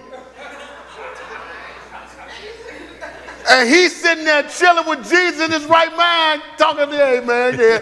What? This can't be happening. Right? Because everybody knew who he was. He dwelling in the tombs. You know a dude that's dwelling in the tombs. Well, a lot of people, I know, in certain cultures, they dwell in the tombs. Yeah, but you know, for the most part, right? You know you don't see too many Israelites dwelling in no tomb. Right? So if you see one, you're like, whoa. Right? What is this? So, but here's what we came for. Let's skip on down to 18. Go ahead. And when he was come into the ship, he that had been possessed with the devil prayed him that he might be with him. So he was begging Jesus, hey, stay with me. I don't want that to come back no more. Stay with me. Even though I was strong, I don't want all the rest of it that came with it. Right? See, so what Jesus tell him? Go ahead. Howbeit Jesus suffered him not, but saith unto him, Go home to thy friends. Go ahead. And tell them how great things the Lord hath done for thee, and hath had compassion on thee. So the same thing David said, wasn't it? That I'm going to tell everybody about you. I'm going to put your word in my mind so he can't come back and see that it's empty no more. And I'm going to go tell everybody. Isn't that exactly what Jesus told this guy to do? Because he told another guy, the guy that he healed that couldn't get into the water, he told him, go and sin no more lest a worse thing come upon you. And what's more worse than most spirit than the amount that he had? They were called legion. And we don't know how many it was, right? So verse 20, let's see what the guy did. Go ahead. And he departed and began to publish in Decapolis how great things Jesus had done for him, and all men did marvel. He did exactly that, didn't he? You created me a clean heart and renew a right spirit within me. Clean me up and I go publish it. That way they ain't got no room to come for me no more. That was the alternative to him just being with Jesus. I put his word in me. That's just like he with me. Because Jesus said, no, man, you can't stay with me. Right? You go on out there and go publish. Go ahead. Let's go to Psalm 77. We almost out of Psalm 77 and 1. Because sometimes, just like we didn't know how this guy got like this, sometimes stuff happened to us and we don't know what happened, but it sent us into such a way where we just, I don't know why this happened to me. What did I do wrong? Why did I wind up in this accident? Now I can't walk, this and that. We don't know. And it has spiraled us out of control to the point we just don't want to live or whatever. It's all here. People have done this. And the point of this message is what you do when you see it and how to get out of it, either for yourself or for others. Let's go to Psalm 77. I had to bring this to a brother recently. But hey, man, this is kind of what this is. 77:1. You ready? 1. We're going to read 1 through 4 and then skip. You ready? Go ahead. I cried unto God with my voice, even unto God with my voice, and he gave ear unto me. In the day of my trouble, I sought the Lord. My soul ran in the night and ceased not. Go ahead. My soul refused to be comforted. Go ahead. I remembered God and was troubled. I complained and my spirit was overwhelmed. Go ahead. Selah. Thou holdest mine eyes waking. I am so troubled that I cannot speak. He said, I'm crying out to the Lord and I'm so troubled I can't even speak. It's been like that. People have dealt with that. That it's just so upon me. He said, I remember God and was troubled. I complained. I complained and my spirit was overwhelmed. We all have suffered through that. It's just like, this is so much, it's overwhelming. And he said, mine eyes awake, I am so troubled that I can't even speak. Sometimes people, as soon as they start talking, they start crying. They can't even get a word out. Skip on down to 7. Go ahead. Will the Lord cast off forever? And will he be favorable no more? Go ahead. Is his mercy clean gone forever? Doth his promise fail forevermore? So he said, man, is the Lord just gone? Is his mercy clean gone forever? Will his promise not be there? Did he just forget about me? Some people feeling like that, right? Did he just forget to have mercy on me? Go ahead. Hath God forgotten to be gracious? Hath he in anger shut up his tender mercy? And I said, this is my infirmity, but I will remember the years of the right hand of the Most High. He said, and I said, this is my infirmity. This is just something I got to go through. This is just my infirmity. And he said, but I will remember the years of the right hand of the Most High God. Because just like you don't have in these bad years, you done had some good too. And like Job said, he said, we'll receive good at the hand of God and not evil. You're going to get some. The Lord make it rain on the just and unjust. Everybody going to get some of this. So he said, hey, this is just my infirmity. Go ahead. I will remember the works of the Lord. Surely I will remember thy wonders of old. Go ahead. I will meditate also of all thy works. And do what? Meditate also of all thy works. And do what else? And talk of thy doing. I'm going to talk of your word. Just like David said he was going to do, just like that guy who had the legion had to do. I'm going to talk your word. Let's keep going. Let's go to James 1.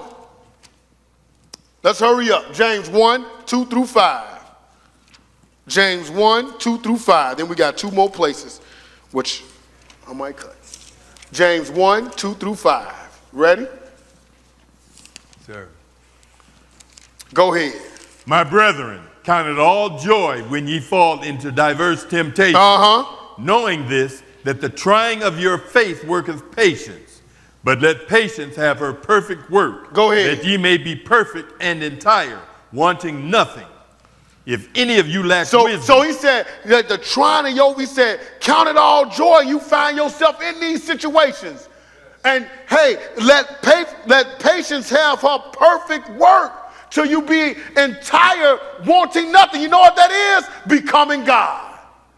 You're going to have to have some patience, and that patience going to have her perfect work. It's going to take that time. So you're going to go through something, but it's going to take time. Then he said something else. What verse are you? That was the end of we were at 7 now. Oh, okay. So it was 2 through 5, right? Right. Okay.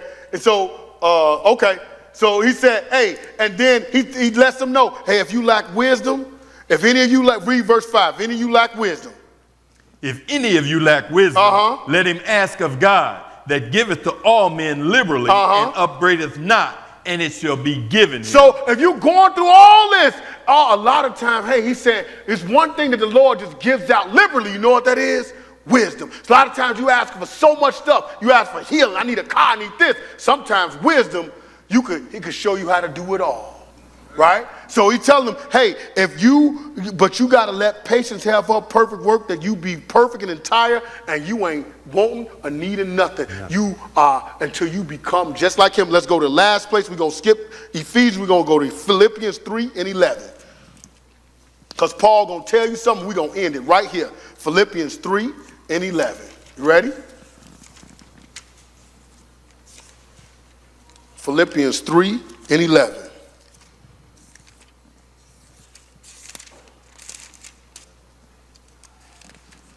You ready? So because he said, let patience have her perfect work. So you could be entire, wanting nothing. That means lacking nothing. The only way you lack nothing is when you perfect like him. Right? That's right. When you lack nothing. Because some of them could be in the best health, look the best, but you lack something. But if you lacking nothing, you God. You ready? Philippians 3 and 11. You ready? Go ahead. if by any means I might attain unto the resurrection of the dead. See what Paul talking about? The resurrection of the dead, right? Go ahead. Not as though I had already attained. Either were already perfect. Oh, so he said, not as though I had already attained, either were already perfect. What? Because madness is in my mind while I live. So I ain't perfect yet. I'm doing something. What are you doing? Go ahead. But I follow after. I follow after. Go ahead. If that I may apprehend that for which also I am apprehended of Christ Jesus. So he said, I follow after. I keep working on this. Why? So I'm apprehended by Christ, but I want to have what he has. He has apprehended me so I can get what he has, so I can apprehend what he has. That's what Paul's explaining. Verse 13, go ahead. Brethren, I count not myself to have apprehended. I'm letting y'all know, just like Paul letting you know, I don't have it. I said, I don't have it all together. I can't fix your life. He said, brethren, I count not myself to have apprehended. I am not perfect yet. Go ahead. But this one thing I do, forgetting those things which are behind, and reaching forth unto those things which are before. So all that malice and wickedness and all that stuff, I'm forgetting that stuff that was behind. And I'm reaching forth to all that tender mercies and tender-hearted and kind and goodness. I'm reaching forth because I know madness is in my heart while I live. I know evil is in the heart of the sons of men. I know it's there. I know that it can come upon me. So I'm steady reaching forth. Go ahead. I press toward the mark for the prize of the high calling of God in Christ Jesus. And that's the only way and the only time that we won't have this madness in us. When we keep pressing toward this mark and we finally get that high calling. But until then, we got to keep this word inside of us to keep that madness down. Right? And as I still said, if you are seeing somebody, keep seeing them, especially before you walk up in here. Okay? And I thank you for your time, and I rest my case.